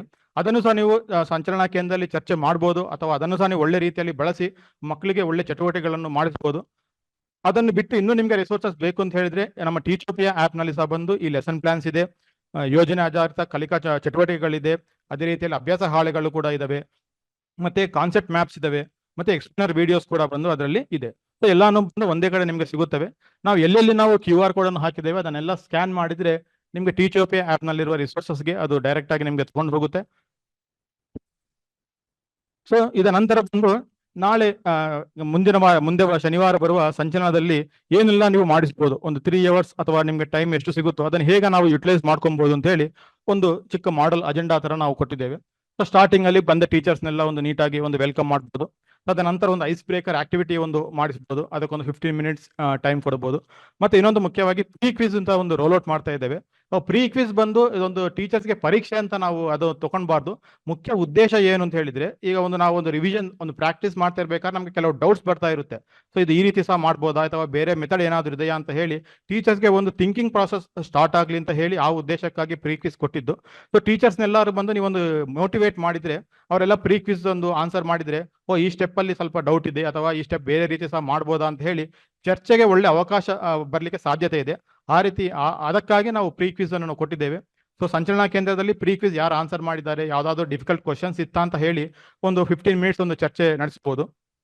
ಅದನಂತರ ಬಂದು ಈ ವರ್ಷ ಮುಖ್ಯವಾಗಿ ನೋಡಿದ್ರೆ ಅಕ್ಟೋಬರ್ ನಲ್ಲಿ ನ್ಯಾಸ್ ಪರೀಕ್ಷೆ ಇದೆ. ಅದು ನ್ಯಾಷನಲ್ ಲೆವೆಲ್ ಅಲ್ಲಿ ಡಿಸ್ಟಿಕ್ ಅಲ್ಲಿ ಕೆಲವು ಸ್ಕೂಲ್ಸ್ ಅನ್ನು ಸೆಲೆಕ್ಟ್ ಮಾಡಿಬಿಟ್ಟು ಒಂದು ಪರೀಕ್ಷೆ ನಡೆಸ್ತಾರೆ. ಅದರ ಮೇಲೆ ಡಿಸ್ಟಿಕ್ ವೈಸ್ ಸ್ಕೋರ್ಸ್ ಅನ್ನೆಲ್ಲ ಕೊಡ್ತಾ ಇರ್ತಾರೆ. ಸೊ ಅದರ ಬಗ್ಗೆ ಸ್ವಲ್ಪ ಮಾಹಿತಿ ಕೊಟ್ರೆ ಟೀಚರ್ಸ್ ಬಂದು ಈ ವರ್ಷ ಯಾವ ತರಗತಿಗಳಿಗೆ ಆ ಪರೀಕ್ಷೆ ಇದೆಯೋ ಆ ತರಗತಿ ವಿದ್ಯಾರ್ಥಿಗಳಿಗೆ ಸ್ವಲ್ಪ ಎಕ್ಸ್ಟ್ರಾ ರಿವಿಷನ್ ಅಥವಾ ಎಕ್ಸ್ಟ್ರಾ ಡ್ರಿಲ್ ಅಥವಾ ಎಕ್ಸ್ಟ್ರಾ ಪ್ರಾಕ್ಟೀಸ್ ನೀಡಲಿಕ್ಕೆ ಅವಕಾಶ ಇರುತ್ತದೆ. ಸೊ ಅದರ ಬಗ್ಗೆ ಸಹ ಟೀಚರ್ಸ್ಗೆ ಈಗಾಗಲೇ ನಾವು ಇನ್ಫಾರ್ಮೇಶನ್ ಕೊಟ್ಬಿಟ್ರೆ ಅಕ್ಟೋಬರ್ ಅಷ್ಟೊತ್ತಿಗೆ ವಿದ್ಯಾರ್ಥಿಗಳೆಲ್ಲ ರೆಡಿಯಾಗಿರ್ತಾರೆ. ಸೊ ಪರೀಕ್ಷೆ ಬಂದ್ರೆ ಏನು ಒಂದು ಹೆದರಿಕೆ ಇಲ್ಲದೆ ಫುಲ್ ಧೈರ್ಯದಲ್ಲಿ ಆ ಪರೀಕ್ಷೆಯಲ್ಲಿ ಒಳ್ಳೆ ರೀತಿಯಲ್ಲಿ ಮಾಡಲಿಕ್ಕೆ ಸಾಧ್ಯವಿರುತ್ತದೆ. ಅದನಂತರ ಮೇನ್ ಈ ಸಂಚಲನ ಕಾರ್ಯಕ್ರಮ ಮುಖ್ಯ ಉದ್ದೇಶ ಬಂದು ಅನುಭವಾತ್ಮಕ ಬೋಧನಾ ಕಲಿಕೆಗೆ ಚಟುವಟಿಕೆಗಳನ್ನು ಹೇಗೆ ನಾವು ಕ್ಲಾಸಲ್ಲಿ ಮಾಡಿಸಬೇಕು ಮತ್ತೆ ಯಾವ ರೀತಿ ಪ್ರಶ್ನೆಗಳನ್ನು ಕೇಳಿ ವಿದ್ಯಾರ್ಥಿಗಳನ್ನು ಆಲೋಚನೆ ಮಾಡುವಂಗೆ ಮಾಡಬೇಕು, ಇದು ಮುಖ್ಯ ಉದ್ದೇಶ. ಸೊ ಅದಕ್ಕೆ ಅನೇಕ ರಿಸೋರ್ಸಸ್ ಆಲ್ರೆಡಿ ನಿಮ್ಮ ಹತ್ರ ಲಭ್ಯವಿದೆ. ಸಂಚಲನ ಕೈಪಿಡಿ ಇದೆ, ಡಯಟ್ ತಯಾರಿಸಿದ ಲೆಸನ್ ಪ್ಲಾನ್ಸ್ ನಿಮ್ಮ ಹತ್ರ ಮಾಡ್ಯೂಲ್ಸ್ ಇದೆ. ಮತ್ತೆ ನೀವು TLM ಸಹ ನೀವು ಅಲ್ಲಿ ನಿಮ್ಮ ಸಂಚಲನಾ ಕೇಂದ್ರಗಳಲ್ಲಿ ತಯಾರಿ ಮಾಡ್ಕೊಬಹುದು. ಸೊ ನಿಮಗೆ 2 hours ಟೈಮ್ ಇರುತ್ತದೆ. ನೀವು ಟೀಚರ್ಸ್ ಅನ್ನೆಲ್ಲ ಗ್ರೂಪ್ ಆಗಿ ಡಿವೈಡ್ ಮಾಡಿ ಒಂದೊಂದು ಗ್ರೂಪ್ಗೆ ಒಂದೊಂದು TLM ಮಾಡ್ಲಿಕ್ಕೆ ಸಹ ನೀವು ಪ್ಲಾನ್ ಮಾಡ್ಕೊಬಹುದು. ಸೊ 2 hours ಕಂಟಿನ್ಯೂಸ್ ಆಗಿ ಕೂತ್ಕೊಬೇಕಂದ್ರೆ ಕಷ್ಟ ಆಗ್ಬೋದು. ಸೊ ಮಧ್ಯದಲ್ಲಿ ಒಂದು 20 minutes ಬ್ರೇಕ್ ಸಹ ನೀವು ಬೇಕಾದ್ರೆ ಪ್ಲಾನ್ ಮಾಡ್ಕೊಬಹುದು. ಸೊ ಕೊನೆಯದಾಗಿ ಬಂದು ಮತ್ತೆ ನೀವು ಈ ಆಕ್ಟಿವಿಟೀಸ್ ಮಾಡೋದು ಅಥವಾ TLMs ಮಾಡೋದು ಮತ್ತೆ ನೀವು ಕಂಟಿನ್ಯೂ ಮಾಡ್ಕೊಬಹುದು. ಕೊನೆಯದಲ್ಲಿ ನೀವು ಏನ್ ಮಾಡ್ಬೇಕಂದ್ರೆ ವರ್ಡ್ ಪ್ರಾಬ್ಲಮ್ಸ್ ಬಂದು ಯಾವತ್ತೂ ಒಂದು ಚಾಲೆಂಜಿಂಗ್ ಆಗಿರುತ್ತದೆ, ವಿದ್ಯಾರ್ಥಿಗಳಿಗೂ ತುಂಬಾ ಚಾಲೆಂಜಿಂಗ್ ಆಗಿರುತ್ತೆ. ಬಟ್ ಟೀಚರ್ಸ್ಗೆ ಬಂದು ವರ್ಡ್ ಪ್ರಾಬ್ಲಮ್ ನೋಡಿದ ಕೂಡಲೇ 2 or 3 ಮೆಥಡ್ಸ್ ಅಲ್ಲಿ ಸಾಲ್ವ್ ಮಾಡ್ಲಿಕ್ಕೆ ಐಡಿಯಾ ಬರುತ್ತೆ. ಇದು ಈ ಮೆಥಡ್ ಅಲ್ಲಿ ಮಾಡ್ಬೋದು, ಇದನ್ನು ಈ ಮೆಥಡ್ ಅಲ್ಲಿ ಮಾಡ್ಬೋದು, ಇನ್ನೊಂದು ಮೆಥಡ್ ಅಲ್ಲಿ ಮಾಡ್ಬೋದು, ಇದನ್ನು ಚಟುವಟಿಕೆ ಮುಖಾಂತರ ಮಾಡ್ಬೋದು, ಬೇರೆ ಬೇರೆ ಐಡಿಯಾಸ್ ಎಲ್ಲ ಇರುತ್ತೆ. ಸೊ ಟೀಚರ್ಸ್ ಎಲ್ಲ ಸಂಚಲನ ಸೆಂಟರ್ ನಲ್ಲಿ ಸೇರಿಕೊಂಡಾಗ ಆಗ ಬಂದ್ಬಿಟ್ಟು ಯಾವ ಮೆಥಡ್ಸ್ ಅಲ್ಲಿ ಮಾಡ್ಬೋದು, ಯಾವ್ದು ಮೆಥಡ್ ಮಾಡಿದ್ರೆ ಚೆನ್ನಾಗಿರುತ್ತೆ, ಯಾವ್ದು ಬೆಟರ್ ಮೆಥಡ್. ಸೊ ಒಂದು ಪೀರ್ ಲರ್ನಿಂಗ್, ಒಬ್ಬರಿಗೆ ಒಬ್ರು ಅದನ್ನು ಮೆಥಡ್ಸ್ ಅನ್ನು ಡಿಸ್ಕಸ್ ಮಾಡಿದ್ರೆ ಒಂದು ಒಳ್ಳೆ ಸೊಲ್ಯೂಷನ್ ಬರ್ಬೋದು. ಅದರಿಂದ ಅದನ್ನು ನೀವು ಮಕ್ಕಳಿಗೆ ತಗೊಂಡು ಹೋದ್ರೆ ಇನ್ನಷ್ಟು ಮಕ್ಕಳಿಗೆ ಹೆಲ್ಪ್ ಆಗ್ಬೋದು ಉದ್ದೇಶಕ್ಕಾಗಿ ಲಾಸ್ಟ್ ಅಲ್ಲಿ ಒಂದು 4 ಪ್ರಾಬ್ಲಮ್ಸ್ ನಾವು ಸಂಚಲನ ಬುಕ್ಲೆಟ್ ಅಲ್ಲಿ ಇಟ್ಟಿದ್ದೇವೆ. ಅದ್ರ ಬಗ್ಗೆ ಸಹ ನೀವು ಚರ್ಚೆ ಮಾಡ್ಬೋದು. ತದನಂತರ ಕೊನೆಯದಾಗಿ ಒಂದು ಪೋಸ್ಟ್ ಕ್ವಿಜ್. ಸೊ ಸೊ ಸಂಚಲನಕ್ಕೆ ಟೀಚರ್ಸ್ ಬಂದಿದ್ದಾರೆ, ಅವ್ರಿಗೆ ಏನಾದರೂ ಡೌಟ್ಸ್ ಇತ್ತಾ ಅಂತ ಹೇಳಿ ಪ್ರೀ ಕ್ವಿಸ್ನಲ್ಲಿ ಗೊತ್ತಾಗುತ್ತೆ. ಡೌಟ್ಸ್ ಇದ್ದರೆ ಡೌಟ್ಸ್ ಚರ್ಚೆ ಆಗುತ್ತೆ. ಮತ್ತು ಕೊನೆಯದಾಗಿ ಮತ್ತೆ ಒಂದು ಪೋಸ್ಟ್ ಕ್ವಿಸ್. ಸೊ ಡೌಟ್ಸ್ ಚರ್ಚೆ ಆಗಿ ಡೌಟ್ಸನ್ನು ನೀವು ಕ್ಲಾರಿಫೈ ಮಾಡಿದಿರಿ, ಮತ್ತು ಅವರಿಗೆ ಡೌಟ್ಸ್ ಎಲ್ಲ ಕ್ಲಾರಿಫಿಕೇಶನ್ ಆಯಿತಾ, ಎಷ್ಟರ ಮಟ್ಟಿಗೆ ಆಯಿತು ಅಂತ ಹೇಳಿ ಅವರೇ ಒಂದು ಸ್ವಾವಲೋಕನ ಅಥವಾ ಸೆಲ್ಫ್ ರಿಫ್ಲೆಕ್ಷನ್ ಮಾಡ್ಕೊಳ್ಳುವಂಗೆ ಪೋಸ್ಟ್ ಕ್ವಿಸ್ ಇರ್ತದೆ. ಅದಲ್ಲೇ ಒಂದು ಚಿಕ್ಕ ಚಿಕ್ಕ ಸಿಂಪಲ್ ಕ್ವಶನ್ಸ್ ಇರುತ್ತೆ, ಅದನ್ನೇ ಅವ್ರು ಆನ್ಸರ್ ಮಾಡಿದರೆ ಓ ನನಗೆ ಡೌಟ್ಸ್ ಬಂದಿತ್ತು, ಅದೆಲ್ಲ ಕ್ಲಾರಿಫೈ ಆಯಿತು ಅಂತೇಳಿ ಸಿಂಪಲ್ ಮ್ಯಾಥ್ ಪ್ರಾಬ್ಲಮ್ಸ್ ಇರುತ್ತೆ, ಅಥವಾ ಸೈನ್ಸ್ ಕ್ವಶನ್ಸ್ ಇರುತ್ತೆ, ಅಥವಾ ಇಂಗ್ಲೀಷ್ಗೆ ಸಂಬಂಧಪಟ್ಟಂತೆ ಸಬ್ಜೆಕ್ಟ್ ವೈಸ್ ಆ ಕ್ವಶನ್ಸ್ ಬರುತ್ತೆ. ಅದು ಆನ್ಸರ್ ಮಾಡಿದರೆ ನನಗೆ ಡೌಟ್ಸ್ ಮೊದಲಿತ್ತು, ಈಗ ಕ್ಲಾರಿಫೈ ಆಯಿತು ಅಂತ ಹೇಳಿ ಒಂದು ಎಲ್ಲರಿಗೂ ಒಂದು ಕ್ಲಾರಿಫಿಕೇಶನ್ ಒಟ್ಟಿಗೆ ಸಂಚಲನ ಸೆಂಟರಿಂದ ಹೋಗ್ಬೋದು, ಮತ್ತು ಕ್ಲಾಸ್ ರೂಮಲ್ಲಿ ಹೋಗಿ ಅಲ್ಲಿ ಕಲಿತಿರುವ ವಿಷಯಗಳನ್ನು ಮಕ್ಕಳಿಗೆ ಮುಟ್ಟಿಸ್ಬೋದು. ಹಾಗಾಗಿ ಮಕ್ಕಳಿಗೆ ಒಳ್ಳೆ ಕಲಿಕೆ ಆಗಲಿಕ್ಕೆ ಸಾಧ್ಯವಾಗುತ್ತದೆ. ಸೊ ನೆಕ್ಸ್ಟ್ ಬಂದ್ಬಿಟ್ಟು ನೇಷನಲ್ ಅಚೀವ್ಮೆಂಟ್ ಸರ್ವೆ. ಸೊ ಈ ನೇಷನಲ್ ಅಚೀವ್ಮೆಂಟ್ ಸರ್ವೆ ಬಂದು ನೇಷನಲ್ ಅಚೀವ್ಮೆಂಟ್ ಸರ್ವೆ 3 ವರ್ಷಗಳಿಗೆ ಒಮ್ಮೆ ಅದು ಸೆಂಟ್ರಲ್ ಗವರ್ಮೆಂಟ್ ಇಂದ ನಡೆಸ್ತಾರೆ. ಇದು ಬಂದು ಆಲ್ ಇಂಡಿಯಾ ಲೆವೆಲ್ ಅಲ್ಲಿ ಆಗುವಂತಹ ಎಕ್ಸಾಮ್ ಆಗಿದೆ. ಇದು ಬಂದು ಕ್ಲಾಸ್ 3, 5, 8 ಮತ್ತೆ 10th ಕ್ಲಾಸ್, ಈ 4 ಕ್ಲಾಸ್ ಮಕ್ಕಳಿಗೆ ಅದನ್ನು ಪರೀಕ್ಷೆಯನ್ನು ನಡೆಸ್ತಾರೆ. ಸೊ ಈಗ ಈ ಲಾಸ್ಟ್ ನ್ಯಾಸ್ ಏನ್ ನಡೆದಿದೆ ಅದು ತುಮಕೂರು ಜಿಲ್ಲೆಯಲ್ಲಿ ನೋಡಿದ್ರೆ 48 ಸ್ಕೂಲ್ಸ್ ಅಲ್ಲಿ ನಡೆದಿದೆ. ಟೋಟಲ್ ಬಂದು 779 ಸ್ಟೂಡೆಂಟ್ಸ್ಗೆ ಮಾತ್ರ ಅದು ಟೆಸ್ಟ್ ಅನ್ನು ಕಂಡಕ್ಟ್ ಮಾಡಿಬಿಟ್ಟು ಅವರ ಸ್ಕೋರ್ ಏನ್ ಬಂದಿದೆ ಅದು ಬಂದು ತುಮಕೂರಿದು ಸ್ಕೋರ್ ಅಂತ ಅವರು ಹೇಳ್ತಾರೆ. ಸೊ ಸ್ಕೋರ್ ಬಂದು ಈ ರೀತಿ ಬಂದಿದೆ. ಸೊ ಇದು ಎಕ್ಸಾಮ್ ಆಗಿದ್ದು ಬಂದು ಕೋವಿಡ್ ಮುಗಿದ ನಂತರ ಈ ಎಕ್ಸಾಮ್ ಆಗಿದೆ. ಸೊ ಹಾಗಾಗಿ ಸ್ವಲ್ಪ ಸ್ಕೋರ್ಸ್ ಕಮ್ಮಿ ಇದೆ. ಅದಕ್ಕಿಂತ ಮುಂಚೆ ನೋಡಿದ್ರೆ ಸ್ಕೋರ್ಸ್ ಎಲ್ಲ ತುಂಬಾ ಚೆನ್ನಾಗಿತ್ತು. ಸೊ ಈ ವರ್ಷ ಅಕ್ಟೋಬರ್ ನಡೆಸಬೇಕಾದ್ರೆ ಮತ್ತೆ ಸಹ ಸ್ಕೋರ್ ತುಂಬಾ ಒಳ್ಳೆದಾಗಿ ಬರುವ ಸಾಧ್ಯತೆಗಳು ತುಂಬಾನೇ ಇದೆ. ಆಲ್ರೆಡಿ ಪ್ರಿಪರೇಷನ್ಸ್ ಎಲ್ಲ ತುಂಬಾ ಆಗಿದೆ. ಸೊ ಅದೇ ರೀತಿಯಲ್ಲಿ ಗ್ರೇಡ್ 8ಗೆ ಸಹ ಬಂದು ಎಕ್ಸಾಮ್ಸ್ ಕಂಡಕ್ಟ್ ಮಾಡಿದ್ದಾರೆ. ಸೊ ತುಮಕೂರಿನಲ್ಲಿ ನೋಡಿದ್ರೆ 66 ಸ್ಕೂಲ್ಸ್ ಅಲ್ಲಿ ಎಕ್ಸಾಮ್ ನಡೆದಿದೆ, ಮತ್ತೆ 1715 ಸ್ಟೂಡೆಂಟ್ಸ್ಗೆ ಈ ಟೆಸ್ಟ್ ಮಾಡಿದ್ದಾರೆ. ಸೊ ಇದು ಬಂದು ಎಲ್ಲಾ ಮಕ್ಕಳನ್ನು ಟೆಸ್ಟ್ ಮಾಡಲ್ಲ, ಅವರು ಬಂದು ಒಂದು ಕ್ರೈಟೀರಿಯಾ ಇಟ್ಕೊಂಡು ಕೆಲವು ಶಾಲೆಗಳಲ್ಲಿರೋ ಮಕ್ಕಳಿಗೆ ಮಾತ್ರ ಟೆಸ್ಟ್ ಕಂಡಕ್ಟ್ ಮಾಡ್ತಾರೆ. ಅವ್ರು ಬಂದಿರೋ ಸ್ಕೋರ್ ಅನ್ನು ಬಂದು ಜಿಲ್ಲೆಯ ಆವರೇಜ್ ಸ್ಕೋರ್ ಅಂತ ಹೇಳಿ ಅವರು ಕಂಡಕ್ಟ್ ಮಾಡ್ತಾರೆ. ಸೊ ಈಗ ಎಲ್ಲಾ ಶಾಲೆಗಳಲ್ಲಿ ಮಾಡಲ್ಲ, ಕೆಲವು ಶಾಲೆಗಳೆಲ್ಲ ಮಾಡ್ತಾರೆ ಅಂತ ಮಾಡೋದಕ್ಕಿಂತ ಎಲ್ಲರೂ ಬಂದು ಎಲ್ಲಾ ಟೀಚರ್ಸ್ ಬಂದು ಒಂದು ಪ್ರೋಆಕ್ಟಿವ್ ಆಗಿ ತಮ್ಮ ಮಕ್ಕಳನ್ನು ಇದಕ್ಕೆ ಪ್ರಿಪೇರ್ ಮಾಡಿಬಿಟ್ರೆ ಯಾವುದೇ ಒಂದು ಶಾಲೆಯಲ್ಲಿ ಸಹ ಬಂದು ಪರೀಕ್ಷೆಯನ್ನು ನಡೆಸಿದ್ರು ಕೂಡ ಡಿಸ್ಟಿಕ್ ಓವರ್ ಆಲ್ ಸ್ಕೋರ್ ಬಂದು ಇಂಪ್ರೂವ್ ಆಗುತ್ತೆ. ಆ ರೀತಿಯಲ್ಲಿಯೇ ನಾವು ಇದಕ್ಕೆ ಪ್ರಿಪರೇಷನ್ ಮಾಡಬೇಕು ಅಂತ ಹೇಳಿ ನೀವು ಟೀಚರ್ಸ್ ಅನ್ನ ಸ್ವಲ್ಪ ಮೋಟಿವೇಟ್ ಮಾಡಿದ್ರೆ ಅದಕ್ಕೆ ಎಲ್ಲರೂ ಬಂದು ಒಳ್ಳೆ ರೀತಿಯಲ್ಲಿ ಪ್ರಿಪರೇಷನ್ ಮಾಡ್ಕೊತಾರೆ. ಈ ನ್ಯಾಸ್ ಎಕ್ಸಾಮ್ ಆಗಬೇಕಾದ್ರೆ ಡಿಸ್ಟಿಕ್ ಸ್ಕೋರ್ ಇಂಪ್ರೂವ್ ಆಗುತ್ತೆ ಅಂತ ಹೇಳಿ ನಾನು ಇಲ್ಲಿ ಹೇಳಿಕೆ ಇಷ್ಟಪಡ್ತೀನಿ. ಸೊ ಈಗ ನ್ಯಾಸ್ ಯಾವ ರೀತಿ ಅದರಲ್ಲಿ ಎಕ್ಸಾಮ್ ಇರುತ್ತೆ, ಯಾವ ರೀತಿ ಅದರಲ್ಲಿ ಕ್ವಶನ್ಸ್ ಬರುತ್ತೆ ಅಂತ ಹೇಳಿ ಒಂದು ಸ್ವಲ್ಪ ಡಿಸ್ಕಸ್ ಮಾಡೋಣ. ಸೊ ಗಣಿತದಲ್ಲಿ ಮುಖ್ಯವಾಗಿ ನೋಡಿದ್ರೆ ಲರ್ನಿಂಗ್ ಔಟ್ಕಮ್ ಸ್ಪೆಸಿಫಿಕ್ ಆಗಿ ಚಾಪ್ಟರ್ ವೈಸ್ ಆಗಿ ಅದರಲ್ಲಿ ಲರ್ನಿಂಗ್ ಔಟ್ಕಮ್ಸ್ ಇದೆ. ಆ ಲರ್ನಿಂಗ್ ಔಟ್ಕಮ್ಗೆ ತಕ್ಕಂಗೆ ಅದರಲ್ಲಿ ಪ್ರಶ್ನೆಗಳು ಬರುತ್ತೆ. ವಿಜ್ಞಾನದಲ್ಲಿ ಕೂಡ ಬಂದು ಲರ್ನಿಂಗ್ ಔಟ್ಕಮ್ಸ್ ಕೊಟ್ಟಿದ್ದಾರೆ, ಬಟ್ ಅದೆಲ್ಲ ಬಂದು ಥೀಮ್ ಬೇಸ್ಡ್ ಲರ್ನಿಂಗ್ ಔಟ್ಕಮ್ಸ್ ಆಗಿದೆ. ಸೊ ಥೀಮ್ ಬೇಸ್ ಆಗಿ ಅದರಲ್ಲಿ ಕ್ವಶನ್ಸ್ ಬರುತ್ತೆ. ಸೊ ಇಂಗ್ಲಿಷ್ ಅಲ್ಲಿ ಬಂದು ಮುಖ್ಯವಾಗಿ ಬಂದು ರೀಡಿಂಗ್ ಕಾಂಪ್ರಿಹೆನ್ಷನ್ ಮೇಲೆನೆ ಕ್ವಶನ್ಸ್ ಇರುತ್ತೆ. ಕನ್ನಡದಲ್ಲಿಯೂ ಕೂಡ ಬಂದು ರೀಡಿಂಗ್ ಕಾಂಪ್ರಿಹೆನ್ಷನ್ ಮೇಲೆನೆ ಅದರಲ್ಲಿ ಕ್ವಶನ್ಸ್ ಇರುತ್ತೆ. ಸೊ ಇದರಲ್ಲಿ ಬಂದು ಪ್ರಶ್ನೆ ಹೇಗಿರುತ್ತೆ ಅಂತ ಹೇಳಿದ್ರೆ ಗ್ರೇಡ್ 3 ಮತ್ತೆ ಗ್ರೇಡ್ 5ಗೆ ಇನ್ವಿಜಿಲೇಟರ್ಸ್ ಯಾರು ಇರ್ತಾರೆ ಪರೀಕ್ಷೆ ಮಾಡುವವರು, ಅವ್ರು ಬಂದ್ಬಿಟ್ಟು ಪ್ರಶ್ನೆಗಳನ್ನು ಓದುತ್ತಾರೆ, ಮಕ್ಕಳಿಗೆ ಕೇಳಲಿಕ್ಕೆ ಅವಕಾಶ ಕೊಡ್ತಾರೆ, ಮತ್ತೆ ಅದರಲ್ಲಿರುವ ಆಪ್ಷನ್ಸ್ ಅನ್ನೆಲ್ಲಾನು ಓದ್ತಾರೆ. ಮಕ್ಕಳ ಆಪ್ಷನ್ಸ್ ಎಲ್ಲ ಕೇಳ್ಕೊಂಡು ಮತ್ತೆ ಅದಕ್ಕೆ ಯಾವುದು ಸರಿ ಯಾವುದು ತಪ್ಪು ಅಂತ ಹೇಳಿ ಅದರಲ್ಲಿ ಮಾರ್ಕ್ ಮಾಡ್ತಾರೆ. ಇದು ಬಂದು ಗ್ರೇಡ್ 3 ಮತ್ತೆ ಗ್ರೇಡ್ 5 ಅವರಿಗೆ ಇನ್ವಿಜಿಲೇಟರ್ ಯಾರು ಕಂಡಕ್ಟ್ ಮಾಡ್ಲಿಕ್ಕೆ ಬರ್ತಾರೆ ಅವರು ಬಂದು ಪ್ರಶ್ನೆಗಳನ್ನು ಓದಿ ಮಕ್ಕಳಿಗೆ ಸ್ವಲ್ಪ ಟೈಮ್ ಕೊಡ್ತಾರೆ ಅರ್ಥ ಮಾಡ್ಕೊಳ್ಳಿಕ್ಕೆ. ನಂತರ ಆಪ್ಷನ್ಸ್ ಅನ್ನು ಸಹ ಓದ್ತಾರೆ, ಮಕ್ಕಳು ಅದನ್ನು ಆಪ್ಷನ್ಸ್ ಅನ್ನು ಒಂದೊಂದನ್ನು ಕೇಳ್ಕೊಂತಾರೆ. ತದನಂತರ ಅವರಿಗೆ ಲೆಕ್ಕಾಚಾರ, ಗಣಿತ ಆದರೆ ಲೆಕ್ಕಾಚಾರ ಮಾಡ್ಲಿಕ್ಕೆ ಅವಕಾಶ ಕೊಡ್ತಾರೆ, ಸೈನ್ಸ್ ಆದರೆ ಯಾವುದು ಲಾಜಿಕಲ್ ಥಿಂಕಿಂಗ್ ಮಾಡ್ಲಿಕ್ಕೆ ಅವಕಾಶ ಕೊಡ್ತಾರೆ. ಒಂದು 30-35 ಸೆಕೆಂಡ್ಸ್ ಟೈಮ್ ಕೊಡ್ತಾರೆ. ಸೊ ನಿಧಾನವಾಗಿ ಒಂದೊಂದು ಕ್ವಶನ್ ಅನ್ನು ಮುಗಿಸ್ಕೊಂಡು ಅದು ಹೋಗುವ ಕ್ರಮ ಇದೆ. ಸೊ ಇದರಲ್ಲಿ ಹೇಗೆ ಅಂತ ಹೇಳಿದ್ರೆ ಮಕ್ಕಳು ಏನ್ ಮಾಡ್ಬೇಕು ಅಂತ ಹೇಳಿದ್ರೆ ಪರೀಕ್ಷೆಯಲ್ಲಿ ಪ್ರಶ್ನೆಗೆ ಎಲ್ಲಾನು ಬಂದು ಮಲ್ಟಿಪಲ್ ಚಾಯ್ಸ್ ಕ್ವಶನ್ಸ್ ಇರುತ್ತೆ. ಯಾವ ಆಪ್ಷನ್ ಕರೆಕ್ಟು ಅದಕ್ಕೆ ಸರ್ಕಲ್ ಮಾಡಬೇಕು. ಇಲ್ಲಿ ಉದಾಹರಣೆ ನೋಡಿದ್ರೆ ಆಪ್ಷನ್ ಸಿ ಬಂದು ಇಲ್ಲಿ ಕರೆಕ್ಟ್ ಆಗಿದೆ. ಸೊ ಅದಕ್ಕೆ ಮಕ್ಕಳು ಬಂದು ಸಿಗೆ ಒಂದು ಸರ್ಕಲ್ ಹಾಕಬೇಕು. ಇದು ಗ್ರೇಡ್ 3 ಮತ್ತೆ ಗ್ರೇಡ್ 5ಗೆ ಈ ತರ ಕ್ವಶನ್ ಪೇಪರ್ ಇರುತ್ತೆ. ಸೊ ಕ್ವಶನ್ ಪೇಪರ್ ನಲ್ಲಿಯೇ ಬಂದು ವಿದ್ಯಾರ್ಥಿಗಳು ಬಂದು ಕರೆಕ್ಟ್ ಆಪ್ಷನ್ಗೆ ಒಂದು ಸರ್ಕಲ್ ಹಾಕಬೇಕು. ಈಗ ಗ್ರೇಡ್ 8ಗೆ ಯಾವ ರೀತಿ ಇರುತ್ತೆ ಅಂತ ಹೇಳಿದ್ರೆ ಅದರಲ್ಲಿ ಇನ್ವಿಜಿಲೇಟರ್ ಬಂದು ಕ್ವಶನ್ಸ್ ಅನ್ನು ಓದಲ್ಲ, ಯಾಕಂದ್ರೆ 8th ಗ್ರೇಡ್ ಮಕ್ಕಳಿಗೆ ಬಂದು ಓದೋಕೆ ಚೆನ್ನಾಗಿ ಬರುತ್ತೆ. ಸೊ ಅವರೇ ಕ್ವಶನ್ಸ್ ಅನ್ನು ಓದ್ಕೊಂಡು ಅವರೇ ಆನ್ಸರ್ ಮಾಡ್ಕೊಬೇಕು. ಗ್ರೇಡ್ 8ನವರಿಗೆ ಬಂದು OMR ಶೀಟ್ ಇರುತ್ತೆ. ಆ OMR ಶೀಟ್ ಅಲ್ಲಿ ಯಾವುದು ಕರೆಕ್ಟ್ ಆಪ್ಷನ್ ವಿದ್ಯಾರ್ಥಿಗಳೇ ಅದರಲ್ಲಿ ಮಾರ್ಕ್ ಮಾಡ್ಕೊಬೇಕಾಗುತ್ತೆ. ಸೊ ಇದು ಮೇನ್ ಡಿಫರೆನ್ಸ್ ಇದೆ ಗ್ರೇಡ್ 3 ಮತ್ತೆ ಗ್ರೇಡ್ 8ಗೆ ಮೇನ್ ಡಿಫರೆನ್ಸ್ ಇದು. ಗ್ರೇಡ್ 3 ಮತ್ತೆ 5ಗೆ ಬಂದ್ಬಿಟ್ಟು ಪ್ರಶ್ನೆಗಳು ಓದಲಾಗುತ್ತದೆ ಇನ್ವಿಜಿಲೇಟರ್ ಇಂದ, ಅದು ಕೇಳ್ಕೊಂಡು ಮಕ್ಕಳು ಬಂದು ಆಪ್ಷನ್ ಅನ್ನು ಸರ್ಕಲ್ ಮಾಡಿದ್ರೆ ಸಾಕು. ಆದರೆ ಗ್ರೇಡ್ 8 ಮಕ್ಕಳಿಗೆ ಬಂದು ಮಕ್ಕಳೇ ಬಂದು ಪ್ರಶ್ನೆಗಳನ್ನು ಓದ್ಕೊಂಡು ಸಾಲ್ವ್ ಮಾಡಿ ಆನ್ಸರ್ ಮಾಡಿ OMR ಶೀಟ್ ಅಲ್ಲಿ ಹೋಗಿ ಆ ಕರೆಕ್ಟ್ ಆಪ್ಷನ್ ಅನ್ನು ಡಾರ್ಕೆನ್ ಮಾಡಬೇಕಾಗುತ್ತೆ. ಇದು ಒಂದು ಇಂಪಾರ್ಟೆಂಟ್ ಪಾಯಿಂಟ್ ಇದೆ. ಸೊ ನೀವು ಪ್ರಿಪರೇಷನ್ ಈಗ ಟೀಚರ್ಸ್ ನಾಳೆ ಹೋಗಿ ಕ್ಲಾಸ್ ರೂಮಲ್ಲಿ ಹೇಗೆ ಪ್ರಿಪರೇಷನ್ ಮಾಡಬೇಕು ಅಂತ ಹೇಳಿ ನೀವು ಸ್ವಲ್ಪ ಗೈಡೆನ್ಸ್ ಕೊಟ್ಬಿಟ್ರೆ ಅವರಿಗೆ OMR ಶೀಟು ಫಿಲ್ ಮಾಡಿಸಬೇಕು ಅಂತ ಅದಕ್ಕೆ ಸಹ ಒಂದು ಪ್ರಾಕ್ಟೀಸ್ ಮಾಡಿಸ್ಕೊಳ್ಳಿಕ್ಕೆ ಸಹ ಬಂದು ಅವಕಾಶ ಇರುತ್ತೆ ಮತ್ತೆ ಟೈಮು ಇರುತ್ತೆ. ಸೊ ಈಗ ಪ್ರಶ್ನೆಗಳು ಯಾವ ರೀತಿ ಇರುತ್ತೆ ಅಂತ ಹೇಳಿದ್ರೆ ಇದು ನ್ಯಾಸ್ ಕ್ವಶನ್ ಪೇಪರ್ ಇಂದನೇ ನಾವು ತೆಗೆದಿರುವಂತಹ ಪ್ರಶ್ನೆಗಳಾಗಿದೆ. ಇಂಗ್ಲಿಷ್ ಮೀಡಿಯಂ ಸ್ಕೂಲ್ಸ್ ಆದ್ರೆ ಪ್ರಶ್ನೆಗಳು ಇಂಗ್ಲಿಷ್ ಅಲ್ಲಿ ಇರುತ್ತೆ, ಕನ್ನಡ ಮೀಡಿಯಂ ಸ್ಕೂಲ್ಸ್ ಆದ್ರೆ ಪ್ರಶ್ನೆಗಳು ಬಂದು ಕನ್ನಡದಲ್ಲಿ ಇರುತ್ತೆ. ಸೊ ಇಂಗ್ಲಿಷ್ ಪ್ರಶ್ನೆ ಬಂದು ಅದು ಪ್ಯಾರಾಗ್ರಾಫ್ ಕೊಟ್ಟಿರ್ತಾರೆ, ಅದಕ್ಕೆ ಕೆಳಗೆ ಇಂಗ್ಲಿಷ್ ಅಲ್ಲಿ ಪ್ರಶ್ನೆಗಳಿರುತ್ತವೆ. ಎಲ್ಲ ಬಂದು ಪ್ಯಾರಾಗ್ರಾಫ್ ಓದ್ಕೊಂಡು ಕೆಳಗೆ ಪ್ರಶ್ನೆಗಳಿರುತ್ತೆ, ಮಲ್ಟಿಪಲ್ ಚಾಯ್ಸ್ ಕ್ವಶನ್ಸ್, ಅದನ್ನು ಆನ್ಸರ್ ಮಾಡ್ಕೊಬೇಕು. ಇನ್ನೊಂದು ಬಂದು ಪೋಸ್ಟರ್ ಕೊಟ್ಟಿರ್ತಾರೆ. ಪೋಸ್ಟರ್ನ ಅವ್ರು ನೋಡಿ ಅದ್ರಲ್ಲಿ ಏನಿದೆ ಅಂತ ಹೇಳಿ ಓದುತ್ತಾರೆ. ಅದರ ಇನ್ಫಾರ್ಮೇಶನ್ ಎಲ್ಲ ಬಂದು ಇನ್ವಿಜಿಲೇಟರ್ ಓದ್ತಾರೆ. ಓದಿದ ನಂತರ ಸೇಮ್ ಅದಕ್ಕೆ ಇನ್ಫಾರ್ಮೇಶನ್ ಬೇಸ್ಡ್ ಒಂದು ಕ್ವಶನ್ ಇರುತ್ತೆ. ಆ ಕ್ವಶನ್ ಅನ್ನು ಮಕ್ಕಳು ಆನ್ಸರ್ ಮಾಡಬೇಕಾಗುತ್ತೆ. ಇದೇ ರೀತಿಯಲ್ಲಿ ಕನ್ನಡದಲ್ಲಿ ಕೂಡ ಇದೇ ರೀತಿ ಇರುತ್ತೆ. ಒಂದು ಪ್ಯಾರಾಗ್ರಾಫ್ ಕೊಟ್ಟಿರ್ತಾರೆ, ಅದನ್ನ ಪ್ಯಾರಾಗ್ರಾಫ್ ಅನ್ನು ಗ್ರೇಡ್ 3 ಮತ್ತೆ 5 ಮಕ್ಕಳಿಗೆ ಇನ್ವಿಜಿಲೇಟರ್ ನಿಧಾನವಾಗಿ ಓದ್ತಾರೆ. ನಂತರ ಪ್ರಶ್ನೆಗಳನ್ನು ಓದ್ತಾರೆ, ಆಪ್ಷನ್ಸ್ ಅನ್ನು ಓದ್ತಾರೆ. ಮಕ್ಕಳು ಬಂದು ಆ ಆಪ್ಷನ್ಸ್ ಅನ್ನು ಮಾರ್ಕ್ ಮಾಡಬೇಕು. ಗ್ರೇಡ್ 8 ನವರಿಗಾದ್ರೆ ಈ ರೀತಿ ಇರಲ್ಲ, ಡೈರೆಕ್ಟ್ ಆಗಿ ಬಂದು ಅವರೇ ಓದ್ಕೊಂಡು ಆಪ್ಷನ್ಸ್ ಅನ್ನು OMR ಶೀಟ್ ಅಲ್ಲಿ ಮಾರ್ಕ್ ಮಾಡಬೇಕಾಗುತ್ತೆ. ಕನ್ನಡದಲ್ಲಿ ಸಹ ಹಾಗೆ ಒಂದು ಪೋಸ್ಟರ್ ಕೊಟ್ಟಿರ್ತಾರೆ. ಪೋಸ್ಟರ್ನ ನೋಡಿ ಅಥವಾ ಗ್ರಾಫ್ ಏನೊಂದು ಕೊಟ್ಟಿರ್ತಾರೆ, ಅದನ್ನು ನೋಡಿ ಅರ್ಥ ಮಾಡಿಕೊಂಡು ಅದರಲ್ಲಿರುವ ಕ್ವಶನ್ಸ್ ಅನ್ನು ಅವರು ಆನ್ಸರ್ ಮಾಡಬೇಕಾಗುತ್ತೆ. ಸೊ ಸೈನ್ಸ್ ಅಲ್ಲಿ ನೋಡಿದ್ರೆ ಈ ರೀತಿಯ ಒಂದು ಲಾಜಿಕಲ್ ಕ್ವಶನ್ಸ್ ಎಲ್ಲ ಇರುತ್ತೆ ಅವರಿಗೆ. ಮಲ್ಟಿಪಲ್ ಚಾಯ್ಸ್ ಕ್ವಶನ್ಸ್ ಆಗಿರುತ್ತೆ. ಸೊ ಸಿಚುಯೇಷನಲ್ ಬೇಸ್ ಇರ್ಬೋದು, ಒಂದು example base, application base questions ತುಂಬಾ ಬರುತ್ತೆ. ಡೈರೆಕ್ಟ್ ಕ್ವಶನ್ಸ್ ಅಂತೂ ಯಾವುದು ಇರಲ್ಲ. ಡೆಫಿನೇಷನ್ಸ್ ಆಗಲಿ ಈ ತರ ಕ್ವಶನ್ಸ್ ಬಂದು ಯಾವುದೂ ಇರಲ್ಲ. ಎಲ್ಲಾನು ಬಂದು ಅಪ್ಲಿಕೇಶನ್ ಲೆವೆಲ್ ಕ್ವಶನ್ಸ್ ಇರುತ್ತೆ ಅಥವಾ ಅನಲೈಸ್ ಲೆವೆಲ್ ಕ್ವಶನ್ಸ್ ಇರುತ್ತೆ. ಈ ರೀತಿ ಕ್ವಶನ್ಸ್ಗೆ ಮಕ್ಕಳನ್ನು ಪ್ರಿಪೇರ್ ಮಾಡಬೇಕು ಅಂತ ಹೇಳಿ ನಾವು ಟೀಚರ್ಸ್ನೆಲ್ಲ ಒಂದು ಮೋಟಿವೇಟ್ ಮಾಡಿದ್ರೆ ಅವರು ಅದಕ್ಕೆ ಮೆಂಟಲಿ ಪ್ರಿಪೇರ್ ಆಗಿರ್ತಾರೆ. ಮಕ್ಕಳನ್ನು ಕೂಡ ಆ ರೀತಿಯ ಪ್ರಿಪೇರ್ ಮಾಡಿರ್ತಾರೆ.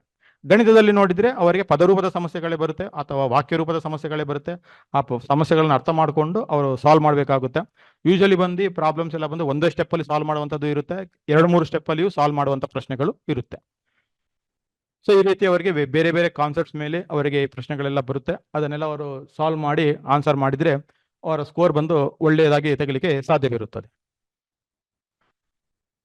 ಸೊ ಈಗ ಟೆಕ್ಸ್ಟ್ ಬುಕ್ ಅಲ್ಲಿ ಬಂದು ನಾವು ನೋಡಿದ್ರೆ ಅನೇಕ ವರ್ಡ್ ಪ್ರಾಬ್ಲಮ್ಸ್ ಇದೆ, ಅದನ್ನು ಸಾಲ್ವ್ ಮಾಡಿದ್ರೆ ತುಂಬಾ ಪ್ರಾಕ್ಟೀಸ್ ಆಗುತ್ತೆ. ಬಟ್ ಮಕ್ಕಳಿಗೆ ಎಷ್ಟು ಪ್ರಾಕ್ಟೀಸ್ ಕೊಟ್ಟರೆ ಅಷ್ಟು ಅವರ ಪ್ರಿಪರೇಷನ್ ಚೆನ್ನಾಗುತ್ತೆ. ಎಕ್ಸಾಮ್ ಫಿಯರ್ ಹೋಗ್ಬಿಡುತ್ತೆ, ನಮಗೆ ಸಾಲ್ವ್ ಮಾಡ್ಲಿಕ್ಕೆ ಆಗುತ್ತೆ ಅಂತ ಹೇಳಿ ಅವ್ರಿಗೂ ಧೈರ್ಯ ಬರುತ್ತೆ.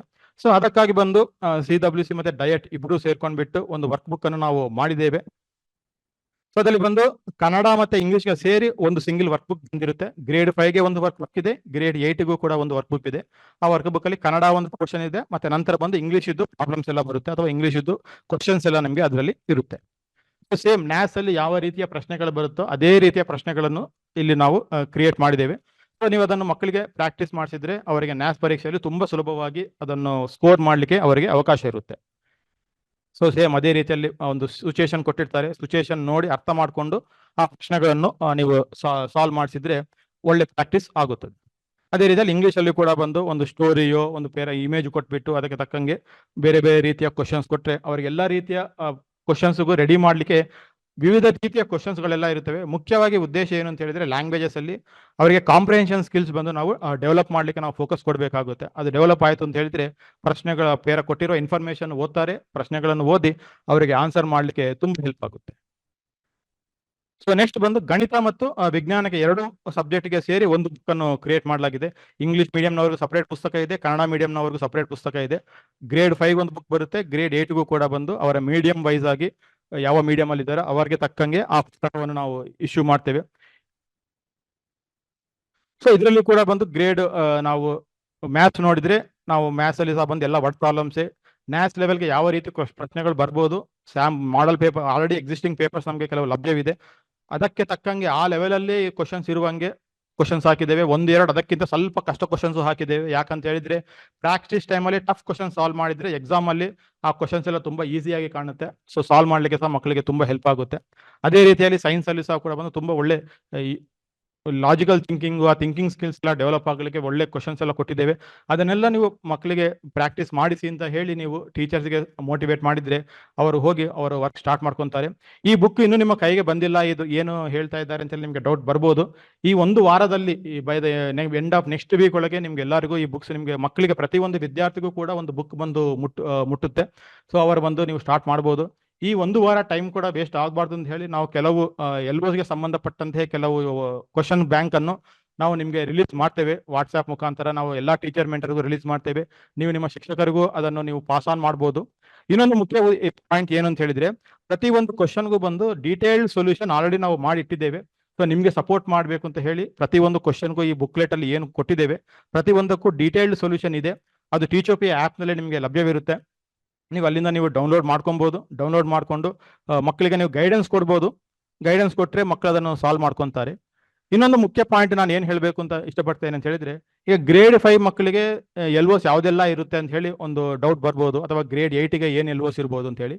ಗ್ರೇಡ್ 5 ಮಕ್ಕಳಿಗೆ ಗ್ರೇಡ್ 4 ಮತ್ತೆ ಗ್ರೇಡ್ 5 LOS ಇರುತ್ತೆ. ಆ LOSಗೆ ಸಂಬಂಧಪಟ್ಟಂತೆ ಆ ಪ್ರಶ್ನೆಗಳು ಬರ್ತವೆ. ಬಟ್ ಇನ್ನೊಂದು ಪಾಯಿಂಟ್ ಏನು ಅಂತ ನೆನಪಿಟ್ಕೊಳ್ಬೇಕಂದ್ರೆ, ಗ್ರೇಡ್ 5 ಮಗುಗೆ ಗ್ರೇಡ್ 5 LOS ಕೊಟ್ಬಿಟ್ರೆ ಸಿಲೆಬಸ್ ಆಗಿರಲ್ಲಲ್ವಾ, ಹೇಗೆ ಮಕ್ಕಳು ಮಾಡ್ತಾರೆ ಅಂತ ಹೇಳಿ ಒಂದು ಡೌಟ್ ಬರ್ಬೋದು. ಇಲ್ಲಿ ಇನ್ನೊಂದು ಸಣ್ಣ ಕ್ಲಾರಿಫಿಕೇಶನ್ ಕೊಡ್ಲಿಕ್ಕೆ ಇಷ್ಟಪಡ್ತೇನೆ. ಸೊ ಪ್ರಶ್ನೆಗಳು ಹೇಗೆ ಇರ್ತವೆ ಅಂತ ಹೇಳಿದ್ರೆ, ಗ್ರೇಡ್ 4 ಅಲ್ಲಿ ಮಗು ಆ ಎಲ್ಲ ಚಾಪ್ಟರ್ಸ್ ಅಥವಾ ಎಲ್ಲ ಪಾಯಿಂಟ್ಸ್ ಅನ್ನು ಕವರ್ ಮಾಡಿತು ಅಂತ ಹೇಳಿದ್ರೆ, ಆ ಪ್ರಶ್ನೆ ಗ್ರೇಡ್ 5 LOಗೆ ಸಂಬಂಧಪಟ್ಟದ್ದು ಇದ್ರೂ ಕೂಡ ಬಂದು ಆ ಡಿಫಿಕಲ್ಟಿ ಲೆವೆಲ್ ಅಥವಾ ಕ್ಯಾಲ್ಕುಲೇಷನ್ಸ್ ಅಥವಾ ಲಾಜಿಕಲ್ ಥಿಂಕಿಂಗ್ ಏನೆಲ್ಲ ಬೇಕು ಅದು ಗ್ರೇಡ್ 4ನಲ್ಲೇ ಕಲ್ತಿರುತ್ತೆ. ಅದೇ ರೀತಿಯಲ್ಲಿ ಇಂಗ್ಲೀಷಲ್ಲಿ ಆಗಲಿ ಅಥವಾ ಸೈನ್ಸಲ್ಲಿ ಆಗಲಿ ಅಥವಾ ಮ್ಯಾಥ್ಸಲ್ಲಿ ಆಗಲಿ ಯಾವುದರಲ್ಲಿ ಕೂಡ ಬಂದು ಗ್ರೇಡ್ 4 ಅಲ್ಲಿ ಚೆನ್ನಾಗಿ ಕಲ್ತಿದ್ರೆ ಮಗು ಗ್ರೇಡ್ 5 ಎಕ್ಸಾಮಲ್ಲಿ ಏನು ಬರುತ್ತೆ ನ್ಯಾಸ್ ಎಕ್ಸಾಮ್ ಒಳ್ಳೆ ಸ್ಕೋರ್ ಮಾಡಲಿಕ್ಕೆ ಅವಕಾಶ ಇರುತ್ತೆ. ಅವರು ರಜೆಗೆ ಹೋಗಿ ಬಂದಿರ್ತಾರೆ, ಎಲ್ಲ ಮರ್ತೋಗಿರ್ತಾರೆ ಸ್ವಲ್ಪ. ಸೊ ಅದಕ್ಕೆ ಈ ವರ್ಕ್ ಬುಕ್ ಅನ್ನು ಕ್ರಿಯೇಟ್ ಮಾಡಲಾಗಿದೆ. ಸೊ ಒಂದು ಎಲ್ಲ ಪ್ರಶ್ನೆಗಳನ್ನು ನೀವು ಪ್ರಾಕ್ಟೀಸ್ ಮಾಡಿಸ್ಬಿಟ್ರೆ ಅವರಿಗೆ ಧೈರ್ಯವಾಗಿ ಅವರು ಎಕ್ಸಾಮ್ ಅನ್ನು ಬರೀತಾರೆ. ನಮ್ಮ ತುಮಕೂರು ಡಿಸ್ಟಿಕ್ ಇದು ಸ್ಕೋರ್ ಬಂದು ಒಳ್ಳೆ ಬರಲಿಕ್ಕೆ ತುಂಬಾ ಸಾಧ್ಯತೆಗಳು ಇದೆ. ಸೊ ಇದಿಷ್ಟು ಸ್ವಲ್ಪ ಪಾಯಿಂಟ್ಸ್ ಅನ್ನು ಆಲ್ರೆಡಿ ನಿಮಗೆ ಶೇರ್ ಮಾಡಿ ಆಗಿದೆ. ಸೊ ಅಥವಾ ಇನ್ನೊಮ್ಮೆ ರಿವಿಷನ್ ತರ ನಾನು ಈ ಪಾಯಿಂಟ್ಸ್ ಅನ್ನೆಲ್ಲ ಶೇರ್ ಮಾಡ್ಕೊಂಡಿದ್ದೇನೆ. ಈ ಪಾಯಿಂಟ್ಸ್ ಅನ್ನೆಲ್ಲ ಬಂದು ನಮ್ಮ ರಿಕ್ವೆಸ್ಟ್ ಏನಂತ ಹೇಳಿದ್ರೆ, ನ್ಯಾಸ್ ಇದು ಪ್ರಿಪರೇಷನ್ ಬಂದು ಟೀಚರ್ಸ್ಗೆ ಮೆಂಟರ್ಸ್ ಆಗಿ ನೀವು ಮೋಟಿವೇಟ್ ಮಾಡಿದ್ರೆ ಆ ಟೀಚರ್ಸ್ ಕೂಡ ಬಂದು ಆ ಮೋಟಿವೇಶನ್ ಇಂದ ಕ್ಲಾಸಿಗೆ ಹೋಗಿ ಅವರೆಲ್ಲ ಪ್ಲಾನ್ ಮಾಡ್ಕೊತಾರೆ. ಸೊ ಈ ರೀತಿಯಲ್ಲಿ ನೀವೆಲ್ಲ ಪ್ಲಾನ್ ಮಾಡ್ಕೊಂಡ್ರೆ ತುಮಕೂರಿನ ಸ್ಕೋರ್ ಬಂದು ಒಳ್ಳೆ ಇಂಪ್ರೂವ್ ಆಗ್ಲಿಕ್ಕೆ ತುಂಬಾ ಸಾಧ್ಯತೆ ಇದೆ. ಎಲ್ಲರಿಗೂ ನಮಸ್ಕಾರ. ಈ ಸೈನ್ಸ್ ಬ್ರೇಕ್ಔಟ್ ರೂಮ್ಗೆ ಎಲ್ಲರಿಗೂ ಸ್ವಾಗತ. ಸೊ ಈಗಾಗಲೇ ನಮ್ಮ ತಂಡದವರು ಹೇಳಿರುವ ಹಾಗೆ ಸೈನ್ಸಿಗೆ ಸಂಬಂಧಪಟ್ಟಂತೆ ಇರುವ ನ್ಯಾಸ್ ಅಭ್ಯಾಸ ಪುಸ್ತಕವನ್ನ ನಾವು ಮುಂದಿನ ವಾರದೊಳಗೆ ಎಲ್ಲ ಮಕ್ಕಳಿಗೆ ನಾವು ತಲುಪಿಸ್ತೀವಿ. ಈಗ ನಾವು ಸಂಚಲನ ಸಭೆಯಲ್ಲಿ ಏನು ಮಾಡಬಹುದು ಅಂತ ಒಂದು ಬೇಸಿಕ್ ಪ್ಲಾನ್ ಇದೆ, ಮತ್ತೆ ನಮ್ಮ ಕಡೆಯಿಂದ ಕೆಲವೊಂದು ಸಜೆಷನ್ಸ್ ಇದೆ. ಹಾಗೆ ಸಂಚಲನ ಹ್ಯಾಂಡ್ ಬುಕ್ ಅಲ್ಲಿ ನೀವು ಈಗಾಗಲೇ ನೋಡಿರ್ತೀರಾ, ಜುಲೈ ತಿಂಗಳಿಗೆ ಸಂಬಂಧಪಟ್ಟಂತೆ ಯಾವ್ಯಾವ ಸಂಪನ್ಮೂಲಗಳಿಗಿದೆ, ಯಾವ್ಯಾವ ಚಟುವಟಿಕೆಗಳಿದೆ ಅಂತ ಒಂದು ಮೇಲ್ನೋಟ ನಾವು ನೋಡೋಣ. ಸೊ ಮೊದಲಿಗೆ ಒಂದು ಚಿಕ್ಕ ಪರಿಚಯ ಇಲ್ಲಿ. ನ್ಯಾಸಿನಲ್ಲಿ EVS ಮತ್ತೆ ಸೈನ್ಸ್ ಅಂತ ವಿಜ್ಞಾನವನ್ನ 2 ಭಾಗಗಳಾಗಿ ವಿಂಗಡಿಸಿದ್ದಾರೆ. ಇದರಲ್ಲಿ ತರಗತಿ 3 ಮತ್ತೆ 5ಕ್ಕೆ 6 ಥೀಮ್ಗಳನ್ನ ಇಟ್ಕೊಂಡಿದ್ದಾರೆ. ಈ ಥೀಮ್ ಬಂದು NCERT ನಲ್ಲಿ ಯಾವ ಥೀಮ್ಸ್ ಬರುತ್ತೋ ಆ ಥೀಮ್ಸ್ಗೆ ಆಧಾರಿತವಾಗಿ ಇಲ್ಲಿ 6 ಥೀಮ್ಗಳನ್ನ ಇಟ್ಕೊಂಡಿದ್ದಾರೆ. ಈ ಥೀಮ್ಸ್ ಮೇಲೆ ಅವರು ಪ್ರಶ್ನೆಗಳನ್ನ ಕೇಳ್ತಾರೆ. ಅಂದ್ರೆ ಈ ಥೀಮ್ಸ್ಗಳ ಮೇಲೆ ಅವರು ಲರ್ನಿಂಗ್ ಔಟ್ಕಮ್ ಅಥವಾ ಕಲಿಕಾ ಫಲಗಳನ್ನ ಅವರು ಆಯ್ದುಕೊಂಡು ಅದರ ಮೇಲೆ ಪ್ರಶ್ನೆಗಳನ್ನ ಅವರು ರಚಿಸ್ತಾರೆ. ಹಾಗೆ ನಾವು ತರಗತಿ 8 ಮತ್ತೆ 10 ನಾವು ನೋಡಿದ್ರೆ ಇಲ್ಲೂ ಕೂಡ ಸಾಕಷ್ಟು ಥೀಮ್ಸ್ಗಳಿದೆ. ಈ ಥೀಮ್ಸ್ಗಳ ಮೇಲೆ ಅವರು ಪ್ರಶ್ನೆಯನ್ನ ರಚಿಸಿ ಅದನ್ನ ಅವರು ಟೆಸ್ಟ್ ಅಲ್ಲಿ ನೀಡ್ತಾರೆ. ಹಾಗೆ ಅನುಭವಾತ್ಮಕ ಕಲಿಕೆಯ ಬಗ್ಗೆ ಒಂದು ಸಣ್ಣ ಪರಿಚಯ. ಇಲ್ಲಿ ಅನುಭವಾತ್ಮಕ ಕಲಿಕೆಯಲ್ಲಿ 4 ಹಂತಗಳಿವೆ. ಈ 4 ಹಂತಗಳು ಇಲ್ಲಿ ನಿಮ್ಗೆ ಸ್ಕ್ರೀನ್ ಅಲ್ಲಿ ಕಾಣ್ತಾ ಇದೆ. ಮೊದಲನೇದಾಗಿ ನಾವು ಅನುಭವದಿಂದ ಶುರು ಮಾಡೋಣ. ಅನುಭವ ಅಂದ್ರೆ ಒಂದು ಪರಿಕಲ್ಪನೆಯ ಬಗ್ಗೆ ಆಗುವಂತಹ ಒಂದು ಅನುಭವ. ಅಂದ್ರೆ ಯಾವ್ದಾದ್ರು ಒಂದು ಡೆಮಾನ್ಸ್ಟ್ರೇಷನ್ ಆಗಿರ್ಬೋದು, ಆಕ್ಟಿವಿಟಿ ಆಗಿರ್ಬೋದು, ಅಥವಾ ತಮ್ಮ ದಿನನಿತ್ಯ ಜೀವನದಲ್ಲಿ ಉಂಟಾಗುವಂತ ಯಾವ್ದಾದ್ರು ಒಂದು ಘಟನೆಯನ್ನ ನಾವು ಅನುಭವ ಅಂತ ಕರಿತೀವಿ. ಯಾವುದೇ ಒಂದು ಅನುಭವವನ್ನ ನಾವು ಪಡ್ಕೊಂಡ್ಮೇಲೆ ಅದರ ಮೇಲೆ ಸ್ವಾವಲೋಕನ ಆಗತ್ತೆ. ಸೊ ಯಾಕೆ ಈ ತರ ಆಯ್ತು ಅಂತ ನಾವು ಯೋಚನೆ ಮಾಡ್ತೀವಿ. ಇವಾಗ ನಾನು ಒಂದು ಬಾಳೆಹಣ್ಣಿನ ಒಂದು ಸಿಪ್ಪೆ ಬಿದ್ದಿತ್ತು, ಆ ಸಿಪ್ಪೆ ಮೇಲೆ ನಾನು ಕಾಲಿಟ್ಟು ನಾನು ಜಾರಿ ಬಿದ್ದಿದ್ದೀನಿ.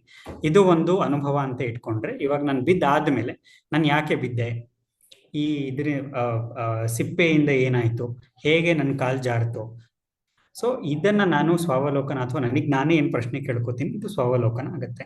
ಮತ್ತೆ ಇದರಿಂದಾಗಿ ಸ್ವಾವಲೋಕನದ ಜೊತೆಗೆ ಆ ಒಂದು ಇವೆಂಟ್ ಬಗ್ಗೆ ಅಥವಾ ಆ ಒಂದು ಪರಿಕಲ್ಪನೆಯ ಬಗ್ಗೆ ನಾವು ಯೋಚನೆ ಮಾಡಕ್ ಶುರು ಮಾಡ್ತೀವಿ. ಇದು ಹೀಗಿರ್ಬೋದಾಗಿತ್ತು, ಹೀಗಿರ್ಬೋದಾ ಅಂತ ನಾವು ಶುರು ಮಾಡ್ತೀವಿ. ನೆಕ್ಸ್ಟ್ ಇದಾದ್ಮೇಲೆ ನಾವು ಏನೇನ್ ಕಲ್ತಿದ್ದೀವಿ, ಈ ಸ್ವಾವಲೋಕನ ಮತ್ತು ಈ ಅರಿವು ಅಂತ ಏನ್ ಹಂತಗಳಿದೆ, ಇದರಿಂದ ನಾವ್ ಏನ್ ಕಲ್ತಿರ್ತೀವಿ ಇದನ್ನ ನಾವು ಅಪ್ಲೈ ಮಾಡ್ತೀವಿ. ಅಂದ್ರೆ ಮತ್ತೊಂದು ಸನ್ನಿವೇಶ ತಗೊಂಡು ಹೋಗಿ ಅಥವಾ ಅದೇ ರೀತಿಯಾದಂತಹ ಕೆಲವೊಂದು ಸನ್ನಿವೇಶಗಳಲ್ಲಿ ಅಥವಾ ಕಾನ್ಸೆಪ್ಟ್ಸ್ಗೆ ನಾವು ಅದನ್ನ ಅಪ್ಲೈ ಮಾಡ್ತೀವಿ. ಸೊ ಇದು ಒಂದು ಪ್ರಯೋಗ ಆಗತ್ತೆ. ಈ 4 ಸೇರಿದ್ರೆ ಒಂದು ಅನುಭವಾತ್ಮಕ ಕಲಿಕೆ ಅಥವಾ ಒಂದು ಎಕ್ಸ್ಪೀರಿಯನ್ಷಿಯಲ್ ಲರ್ನಿಂಗ್ ಆಗಿದೆ ಅಂತ ನಾವು ಹೇಳ್ಬೋದು. ಈ 4ರಲ್ಲಿ ನಮ್ಮ ತರಗತಿಯಲ್ಲಿ ಈ ಸೈಕಲ್ ಎಲ್ಲಿಂದ ಬೇಕಾದ್ರೂ ಶುರು ಆಗ್ಬೋದು. ಫಾರ್ ಎಕ್ಸಾಂಪಲ್, ಒಂದು ಮಗು ಯಾವುದೋ ಒಂದು ಮಗುಗೆ ಅಥವಾ ನಿಮಗೆ ಯಾವುದೋ ಒಂದು ಯೋಚನೆ ಬರ್ಬೋದು, ಅಥವಾ ಒಂದು ಥಾಟ್ ಬರ್ಬೋದು, ಅಥವಾ ಯಾವ್ದಾದ್ರು ಒಂದು ಆಗಿರುವಂತಹ ಘಟನೆಯನ್ನ ಜ್ಞಾಪಿಸ್ಕೊಂಡು ನೀವು ಅಲ್ಲಿಂದ ಕೂಡ ಈ ಒಂದು ಚಕ್ರವನ್ನು ಶುರು ಮಾಡ್ಬೋದು. ಸೊ ಇವಾಗ ನಿಮ್ಗೆ ಯಾವುದೋ ಒಂದು ಥಾಟ್ ಬಂದಿದೆ ಅಂದ್ರೆ ಅದ್ರ ಬಗ್ಗೆ ಯೋಚನೆ ಮಾಡುತ್ತಾ ನೀವು ಅದನ್ನ ಟ್ರೈ ಮಾಡಕ್ ಹೋಗ್ತೀರಾ. ಹೀಗೆ ಮಾಡಿದ್ರೆ ಏನಾಗುತ್ತೆ? ಫಾರ್ ಎಕ್ಸಾಂಪಲ್, ಆ ಒಂದು ಬಾಳೆಹಣ್ಣಿನ ಸಿಪ್ಪೆಯನ್ನ ತಗೊಂಡ್ರೆ, ಈಗ ನಾನು ಬಾಳೆಹಣ್ಣು ಇದು ಸಿಪ್ಪೆನ ಕೆಳಗೆ ಹಾಕಿ ನಾನು ಕಾಲಿಟ್ರೆ ಏನಾಗತ್ತೆ ಅಂತ ಒಂದು ಆಲೋಚನೆ ಬರ್ಬೋದು. ಇದನ್ನ ಮಾಡಿ ನೀವು ಪ್ರಯೋಗ ಮಾಡಿದಾಗ ನೀವು ಒಂದು ಅನುಭವವನ್ನ ಪಡಿತೀರಾ. ಅನುಭವವನ್ನ ಪಡೆದಾದ್ಮೇಲೆ ನೀವು ಅದ್ರ ಮೇಲೆ ಸ್ವಾವಲೋಕನ ಮಾಡಕ್ ಶುರು ಮಾಡ್ತೀರಾ. ಇದೇ ಇವಾಗ ನಾನು ಐಸ್ ಮೇಲೆ ಜಾರ್ತೀನ ಅಥವಾ ಮಣ್ಣು ಮೇಲೆ ಜಾರ್ತೀನ ಅಥವಾ ಸ್ಮೂತ್ ಆಗಿರೋ ಟೈಲ್ಸ್ ಮೇಲೆ ಜಾರ್ತೀನಿ, ಸೊ ಇದರಲ್ಲಿ ಏನ್ ಸಾಮ್ಯತೆ ಇದೆ, ಏನ್ ವ್ಯತ್ಯಾಸ ಇದೆ, ಈ ತರ ಎಲ್ಲ ನಾವು ಮಾಡ್ಕೊಂಡು ಹೋದಾಗ ಅನುಭವಾತ್ಮಕ ಕಲಿಕೆ ಆಗುತ್ತೆ. ಇಲ್ಲಿ ಸಾಮಾನ್ಯವಾಗಿ ಏನಾಗತ್ತೆ ಅಂದ್ರೆ ಶಾಲೆಗಳಲ್ಲಿ ಅನುಭವವನ್ನ ಒಂದಲ್ಲ ಒಂದು ರೀತಿನಲ್ಲಿ ಮಕ್ಕಳಿಗೆ ನೀಡಲಾಗುತ್ತದೆ. ಅದು ಒಂದು ಡೆಮಾನ್ಸ್ಟ್ರೇಷನ್ ಆಗಿರ್ಬೋದು ಅಥವಾ ಆಕ್ಟಿವಿಟಿ ಆಗಿರ್ಬೋದು.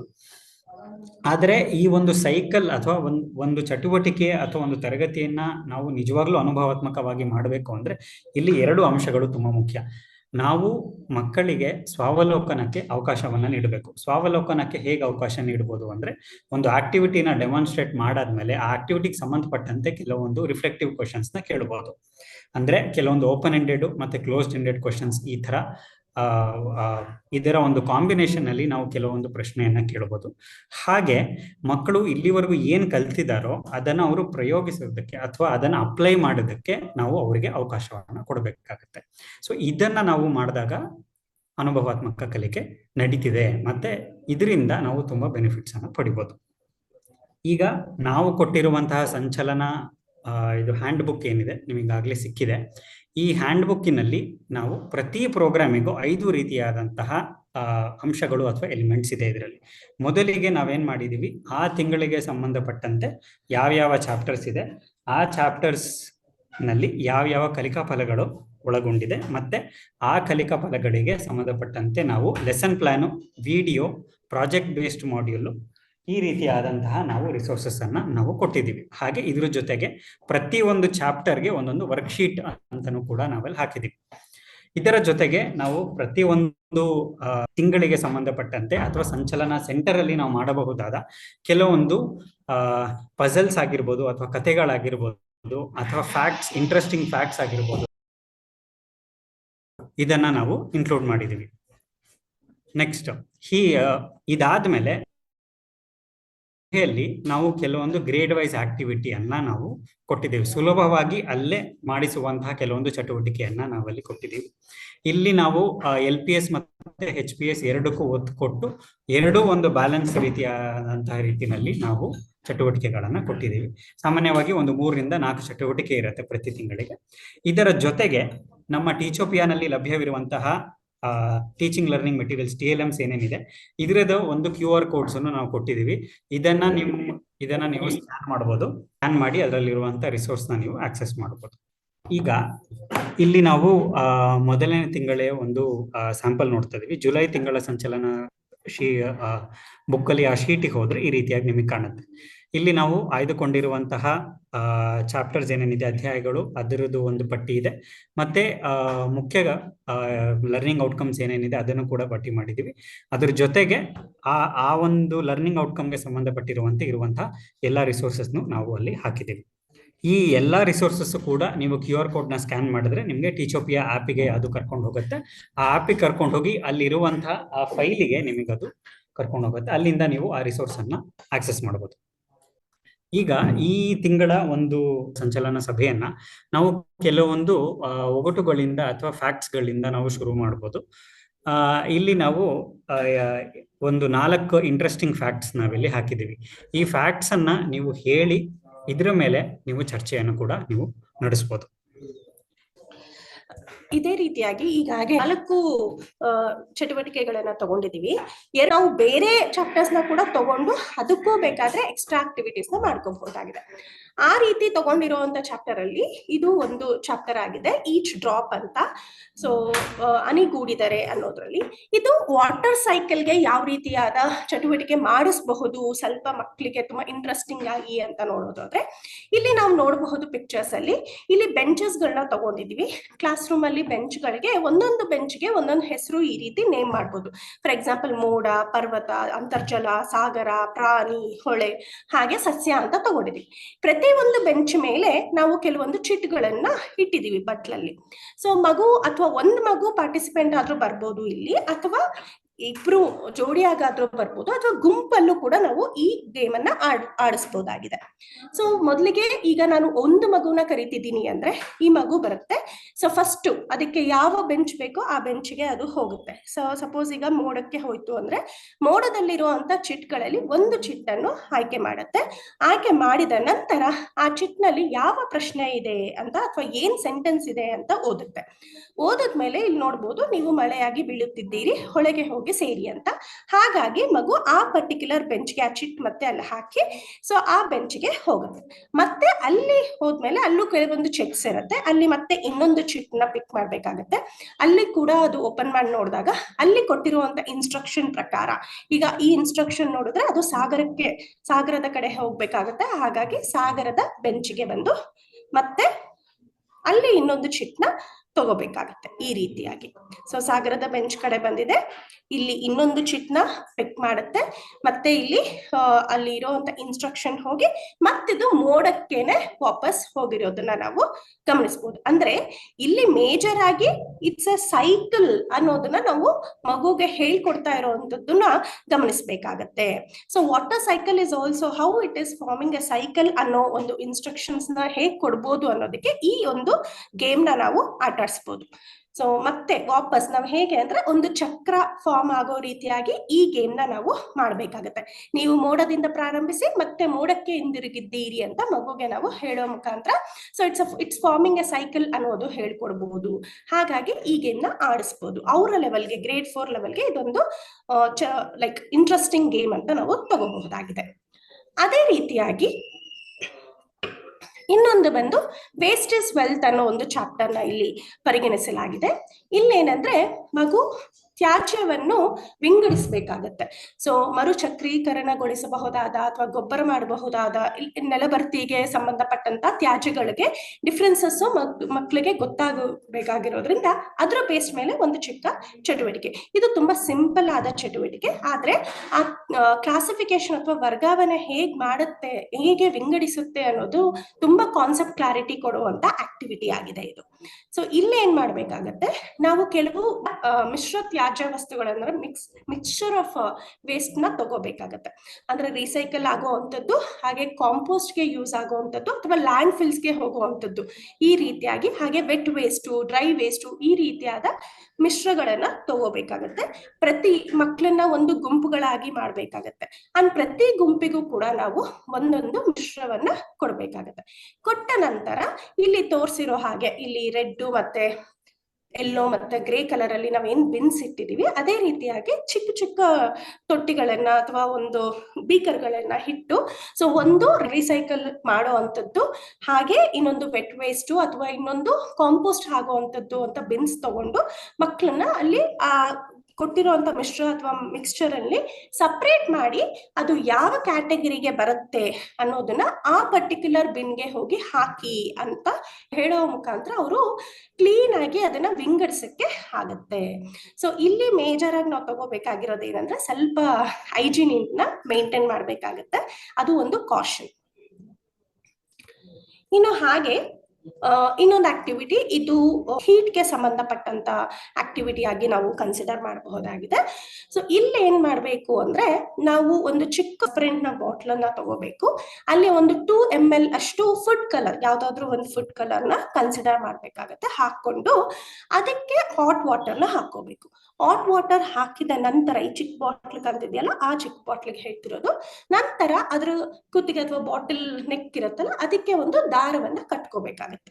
ನಂತರ ಇನ್ನೊಂದು ಸ್ವಲ್ಪ ದೊಡ್ಡದಾದಂತ ಒಂದು ಟ್ರಾನ್ಸ್ಪರೆಂಟ್ ಬೀಕರ್ನ ತಗೋಬಹುದು, ಪಾರದರ್ಶಕವನ್ನು, ಯಾಕಂದ್ರೆ ನಾವು ನೋಡ್ಬೇಕಾಗತ್ತಲ್ಲ, ಅದಕ್ಕೆ ನಾವು ಪಾರದರ್ಶಕ ಬೀಕರ್ ಅಂತ ಹೇಳ್ತೀವಿ. ಇಲ್ಲಿ ನಾವು ಯಾವುದೇ ಚಿಕ್ಕ ಟ್ರಾನ್ಸ್ಪರೆಂಟ್ ಬಾಟಲ್ ಫುಡ್ ಕಲರ್ ಹಾಕಿರ್ತೀವಲ್ಲ, ಅದಕ್ಕೆ ದಾರ ಕಟ್ಟಿರ್ತೀವಲ್ಲ, ಆ ದಾರದ ಸಹಾಯದಿಂದ ಈ ದೊಡ್ಡ ಬೀಕರ್ನ ಅದ್ರಲ್ಲಿ ಕಂಪ್ಲೀಟ್ ಆಗಿ ಮುಳುಗಿಸ್ಬೇಕಾಗತ್ತೆ. ಮುಳುಗಿಸಿದ ನಂತರ ನಾವು ಇಲ್ಲಿ ನೋಡಬಹುದು ಆ ಫುಡ್ ಕಲರ್ ಅನ್ನೋದು ಈ ರೀತಿಯಾಗಿ ಸ್ಪ್ರೆಡ್ ಆಗ್ತಿರತ್ತೆ, ಒಂಥರ ಸೈಕ್ಲೋನ್ ಫಾರ್ಮ್ ಅಲ್ಲಿ ಸ್ಪ್ರೆಡ್ ಆಗ್ತಿರೋಂಥದ್ದು ನೋಡ್ಬೋದು. ಯಾಕೆ ಏನು ಅಂತ ನಾವಿಲ್ಲಿ ಪ್ರಶ್ನೆ ಮಾಡ್ತಾ ಹೋದ್ರೆ, ಇಲ್ಲಿ one of the mode of transfer, ಒಂದು ಉಷ್ಣ ವರ್ಗಾವಣೆ ವಿಧವನ್ನ ನಾವು ಇಲ್ಲಿ ನೋಡಬಹುದಾಗಿದೆ. ಅದನ್ನ ಸಂವಹನ ಅಥವಾ ಕನ್ವೆಕ್ಷನ್ ಅಂತಾನೆ ಕರಿಬಹುದು. ಸೊ ಇದು ಉಷ್ಣ ವರ್ಗಾವಣೆಗೆ ಒಂದು ವಿಧಗಳನ್ನ ಕ್ಲಾರಿಫೈ ಮಾಡೋದಕ್ಕೆ ಈ ಆಕ್ಟಿವಿಟಿನ ನಾವು ತೋರಿಸಬಹುದಾಗಿದೆ. ಒಂದು ಆಕ್ಟಿವಿಟಿ ಮಾಡಬಹುದು. ಇನ್ನೊಂದು ಆಕ್ಟಿವಿಟಿ ಏನಿದೆ ಅಂದ್ರೆ, ಇದು ಆಸಿಡ್ಸ್ ಬೇಸಿಸ್ಗೆ ಸಂಬಂಧಪಟ್ಟಂತ ಆಕ್ಟಿವಿಟಿ ಆಗಿದೆ. ಸೊ ಇಲ್ಲಿ ನಾವು ಕೆಲವೊಂದು ಕಾಂಬಿನೇಷನ್ಸ್ ನ ತಗೊಂತಾ ಇದೀವಿ. ಈ ಕಾಂಬಿನೇಷನ್ಸ್ ಹೇಗಿದೆ ಅಂದ್ರೆ, ಒಂದ್ ಐಟಮ್ ಬಂದು ಆಸಿಡ್ ಆಗಿರುವಂತದ್ದು, ಇನ್ನೊಂದು ಐಟಮ್ ಬಂದು ಬೇಸ್ ಆಗಿರುವಂತದ್ದು, ಆಮ್ಲ ಮತ್ತು ಪ್ರತ್ಯಾಮ್ಲ ಇರುವಂತ ಮಿಕ್ಸ್ಚರ್ ನ ತಗೊಂಡಿದ್ದೀವಿ. ಬಟ್ ಇದಕ್ಕೂ ಅಷ್ಟೇ ನಾವು ಸ್ವಲ್ಪ ಎಚ್ಚರಿಕೆಯಿಂದ ನೋಡ್ಬೇಕಾಗಿರುತ್ತೆ. ಇಲ್ಲಿ ನಾವು ಮೆನ್ಷನ್ ಮಾಡಿದೀವಿ ಮೆಷರ್ಸ್ ನ, 1/2 ಟೀ ಸ್ಪೂನು 1/4 ಟೀ ಸ್ಪೂನ್ ಅಂತ ಅದೇ ಕ್ವಾಂಟಿಟಿಯಲ್ಲಿ ತಗೊಳ್ಳೋದು ತುಂಬಾನೇ ಉತ್ತಮವಾಗಿದೆ. ಜಾಸ್ತಿ ಮಿಶ್ರಣ ಬೇಡ. ಸೊ ಒಂದೊಂದು ಬಟ್ಲಲ್ಲೂ ಕೂಡ ಈ ಮಿಶ್ರಣವನ್ನ ತಗೋಬೇಕಾಗುತ್ತೆ. ಮೊದಲಿಗೆ ಫಸ್ಟ್ ಮಿಶ್ರಣ ಬಂದು 1 ಟೀ ಸ್ಪೂನ್ ಅಷ್ಟು ಸಿಟ್ರಿಕ್ ಆಮ್ಲದ ಪುಡಿ ಕನ್ಸಿಡರ್ ಮಾಡ್ಬೇಕು. ಮತ್ತೆ ಇನ್ನೊಂದು ಬಂದ್ಬಿಟ್ಟು ಸಕ್ಕರೆ ಪುಡಿನ ತಗೋಬಹುದು, ರಸ್ನ ಪುಡಿ ತಗೋಬಹುದು, ಹಾಗೆ ಅಡಿಗೆ ಸೋಡಾ ತಗೋಬಹುದು. ಡಿಫ್ರೆಂಟ್ ಕಾಂಬಿನೇಷನ್ಸ್ ಅಲ್ಲಿ ನಾವು ಇದನ್ನೆಲ್ಲ ಮಿಕ್ಸ್ಚರ್ ಮಾಡ್ಕೊಂಡಾಗ ಈ ಮಿಶ್ರಣದ ಸಣ್ಣ ಸಣ್ಣ ಉಂಡೆಗಳನ್ನ ಮಾಡಿ ನಾವು ನಮ್ಮ ಬಾಯಿಗೆ ಹಾಕೊಂಡಾಗ ಕೆಲವೊಂದು ರಿಯಾಕ್ಷನ್ಸ್ ನಾವು ಅಬ್ಸರ್ವ್ ಮಾಡಬಹುದು. ಇದರದ್ದು ಏನ್ ಆಕ್ಟಿವಿಟಿದು ಇಂಟೆನ್ಷನ್ ಏನಂದ್ರೆ, ನೀವು ಹಾಗೆ ಇಟ್ಟಾಗ ಅಥವಾ ಹಾಗೆ ಮಿಶ್ರಣ ಮಾಡಿದಾಗ ಯಾವುದೇ ರೀತಿಯಾದ ರಿಯಾಕ್ಷನ್ ಆಗಿರಲ್ಲ. ಬಟ್ ನಾವು ಯಾವಾಗ ಬಾಯಿಗೆ ಹಾಕೊಂಡಿರ್ತೀವಿ ಅಲ್ಲಿ ಅದಕ್ಕೆ ಒಂದು ಮೀಡಿಯಂ ಸಿಗತ್ತೆ. ಅಂದ್ರೆ ಈಗ ನಮ್ಮ ಸಲೈವ ಆಗಿರ್ಬೋದು ಅಥವಾ ವಾಟರ್ ಕಂಟೆಂಟ್ ಆಗಿರ್ಬೋದು, ಇದು ಕೆಮಿಕಲ್ ರಿಯಾಕ್ಷನ್ಗೆ ಒಂದು ಮೀಡಿಯಂ ಆಗಿ ಆಗುತ್ತೆ. ಹಾಗಾಗಿ ಅದೊಂದು ಕೆಮಿಕಲ್ ರಿಯಾಕ್ಷನ್ ಆಗಿ ಆ ರಿಯಾಕ್ಷನ್ ಇಂದ ನಮಗೆ ಅದು ಏನು ಅಲ್ಲಿ ಡಿಫ್ರೆನ್ಸಸ್ ಇದೆ ಅದು ಗೊತ್ತಾಗ್ತಿರತ್ತೆ ಅನ್ನೋ ಒಂದು ಇಂಟೆನ್ಷನ್ಗೆ ಈ ಆಕ್ಟಿವಿಟಿನೂ ಕೊಟ್ಟಿರುತ್ತೆ. ಸೊ ಇವೆಲ್ಲ ಕೂಡ ನಮ್ಗೆ ತುಂಬಾ ಚಿಕ್ಕ ಚಿಕ್ಕ ಆಕ್ಟಿವಿಟೀಸ್ ಬೇಗ ಆಗ್ಬೋದು, ಆದ್ರೆ ತುಂಬಾ ಕ್ಲಾರಿಟಿ ಕೊಡುವಂತ ಆಕ್ಟಿವಿಟೀಸ್ ಆಗಿರೋದ್ರಿಂದ ಇದನ್ನ ತಗೊಂಡಿದೀವಿ. ಇದರ ಜೊತೆಗೆ ನಾವು ಸ್ಟಾರ್ಟಿಂಗ್ ಅಲ್ಲಿ ಹೇಳಿದ ಹಾಗೆ ಪ್ರತಿ ಒಂದು ಸಂಚಲನಕ್ಕೂ ಕೂಡ ಸ್ಟಾರ್ಟಿಂಗ್ ಅಲ್ಲಿ, ಈಗ ಜುಲೈ ಮಂತ್ ಸಂಚಲನ ಅಂದ್ರೆ 1-2-3 ಪೇಜಸ್ ಅಲ್ಲಿ ನಾವು ನೋಡಬಹುದಾಗಿದೆ. ಪ್ರತಿ ಚಾಪ್ಟರ್ಗೂ ರಿಸೋರ್ಸಸ್ QR ಕೋಡ್ಸ್ ಇದೆ. ನಾವು ಆ QR ಕೋಡ್ಸ್ ನ ಸ್ಕ್ಯಾನ್ ಮಾಡಿ ಓಪನ್ ಮಾಡಿ ನೋಡ್ಬೇಕಾದ್ರೆ, ಈಗ ಲೆಸನ್ ಪ್ಲಾನ್ಸ್ ಅಲ್ಲಿ ಆಗಿರ್ಬೋದು, BBLs ಅಲ್ಲಿ ಆಗಿರ್ಬೋದು, ನಮ್ಗೆ ಇನ್ನೂ ಬೇರೆ ಆಕ್ಟಿವಿಟೀಸ್ ಇನ್ನು ಇಂಟ್ರೆಸ್ಟಿಂಗ್ ಆಗಿದೆ ಅಂದ್ರೆ ನಾನು ಅದನ್ನು ಕೂಡ ನನ್ನ ಸಂಚಲನ ಸೆಂಟರ್ ಅಲ್ಲಿ ಮಾಡ್ತೀನಿ, ಇದ್ರ ಬದಲು ಅಂದ್ರು ಇಟ್ಸ್ ವೆಲ್ಕಮ್. ಇದ್ರ ಮಾಡ್ಬೋದು ಅಥವಾ ಅದನ್ನು ಕೂಡ ಮಾಡ್ಕೋಬಹುದು. ಅದನ್ನ ನಾವು ನಿಮ್ಗೆ ಡಿಸಿಷನ್ ತಗೊಳೋದಕ್ಕೆ ಬಿಟ್ಟಿದ್ದೀವಿ. ಸೊ ಇನ್ನೊಂದೇನಂದ್ರೆ, ಪ್ರೀ ಡಿಟಿ ಮತ್ತೆ ಪೋಸ್ಟ್ ಡಿಟಿ ಕ್ವಿಜ್ ಬಗ್ಗೆ ಈಗಾಗಲೇ ವಿಜೇಂದ್ರ ಸರ್ ನಿಮ್ಗೆ ಕಾಮನ್ ಸೆಷನ್ ಅಲ್ಲಿ ಹೇಳಿದ್ದಾರೆ. ಅದೇ ರೀತಿ ಮ್ಯಾಥ್ಗೆ ಸಪರೇಟು, ಸೈನ್ಸ್ಗೆ ಸಪರೇಟು, ಇಂಗ್ಲಿಷ್ಗೆ ಸಪರೇಟ್ ಪ್ರೀ ಕ್ವಿಜ್ ಮತ್ತೆ ಪೋಸ್ಟ್ ಕ್ವಿಜ್ ಆಗ್ತಿರತ್ತೆ. ಸೊ ಪ್ರೀ ಕ್ವಿಜ್ ಮೊದಲೇ ಕಳ್ಸಿಕೊಡಲಾಗತ್ತೆ. ನನ್ ಟೀಚರ್ಸ್ಗೆ ಏನ್ ಹೇಳ್ಬೇಕು ಅಂತ ಕ್ಲಾರಿಟಿನೂ ಸರ್ ಕೊಟ್ಟಿದ್ದಾರೆ. ಏನಂದ್ರೆ, ಇದೊಂದು ಡಿಸ್ಕಷನ್ಗೆ ಒಂದು ಪ್ರವೋಕ್ ಆಗುವಂತ ಟಾಪಿಕ್ಸ್ ಪ್ರೀ ಕ್ವಿಜ್ ಅಲ್ಲಿ ಇರೋದ್ರ ಕಾರಣಕ್ಕೆ ಅವ್ರು ಅಟೆಂಡ್ ಮಾಡಿದಾಗ ನಾವ್ ಏನೆಲ್ಲ ವಿಷಯಗಳನ್ನ ಸಂಚಲನ ಸೆಂಟರ್ ಅಲ್ಲಿ ಡಿಸ್ಕಸ್ ಮಾಡಬಹುದು ಅನ್ನೋ ಒಂದು ಐಡಿಯಾ ಕೂಡ ನಮ್ಗೆ ಮೊದ್ಲೇ ಸಿಗತ್ತೆ. ಸೊ ಹಾಗಾಗಿ ಅದಕ್ಕೆ ಈ ಟಾಪಿಕ್ಸ್ ನ ನಾನು ತಗೊಂಡ್ ಹೋಗ್ಬೋದು ಸಂಚಲನ ಸೆಂಟರ್ಗೆ ಅನ್ನೋದಕ್ಕೆ ಹೆಲ್ಪ್ ಆಗೋ ಕಾರಣಕ್ಕೆ ಸೊ ಆದಷ್ಟು ಪ್ರೀ ಕ್ವಿಜ್ ನ ಟೀಚರ್ಸ್ ನ ಅಟೆಂಡ್ ಮಾಡೋದಕ್ಕೆ ನಾವು ಪ್ರೋತ್ಸಾಹಿಸೋಣ. ಅದೇ ರೀತಿಯಾಗಿ ನಂತರ ಪೋಸ್ಟ್ ಕ್ವಿಜ್ ಅಲ್ಲೇ ಇದ್ಕೊಂಡು 15 ಮಿನಿಟ್ಸ್ ನಾವು ಈಗಾಗ್ಲೇ ಸ್ಯಾಂಪಲ್ ಅಜೆಂಡಾದಲ್ಲಿ ಕೊಟ್ಟಿರೋ ರೀತಿ ಒಂದು 15 ಮಿನಿಟ್ಸ್ ಅದಕ್ಕೆ ಸ್ಪೆಂಡ್ ಮಾಡಿ ನಾವು ತಗೋಬಹುದು. ಒಂದು ವೇಳೆ ಅಲ್ಲೇನಾದ್ರೂ ಪ್ರೀ ಕ್ವಿಜ್ ಇನ್ನೂ ತುಂಬಾ ಜನ ಮಾಡಿಲ್ಲ ಅಂದ್ರೆ ನಾವು ಸಂಚಲನ ಸೆಂಟರ್ ಅಲ್ಲೇ ಕೂಡ ಫಸ್ಟ್ ವೆಲ್ಕಮ್ ಸ್ಪೀಚ್ ಆದ್ಮೇಲೆ ಅಥವಾ ವೆಲ್ಕಮ್ ಅಡ್ರೆಸ್ಸಿಂಗ್ ಆಗಿದ ತಕ್ಷಣ ಒಂದು 5 to 10 ಮಿನಿಟ್ಸ್ ಟೀಚರ್ಸ್ಗೆ ಅವಕಾಶ ಕೊಡಬಹುದು. ಅಲ್ಲೂ ಕೂಡ ನಮ್ಗೆ ಆ ಡೇಟಾ ಸಿಗೋ ಸಾಧ್ಯತೆಗಳು ಇದೆ. ಅಲ್ಲೇ ಟೀಚರ್ಸ್ಗೆ ಒಂದು ಲಿಂಕ್ ನ ಮತ್ತೆ ಶೇರ್ ಮಾಡಿ ಗ್ರೂಪ್ ಅಲ್ಲಿ ಓಪನ್ ಮಾಡಿ ಯಾರಾದ್ರೂ ಅಟೆಂಡ್ ಮಾಡಿಲ್ಲ ಪ್ರೀ ಕ್ವಿಜ್ ಅಂದ್ರೆ ಅಟೆಂಡ್ ಮಾಡಕ್ಕೆ ನಾವು ಕೇಳ್ಕೋಬಹುದು.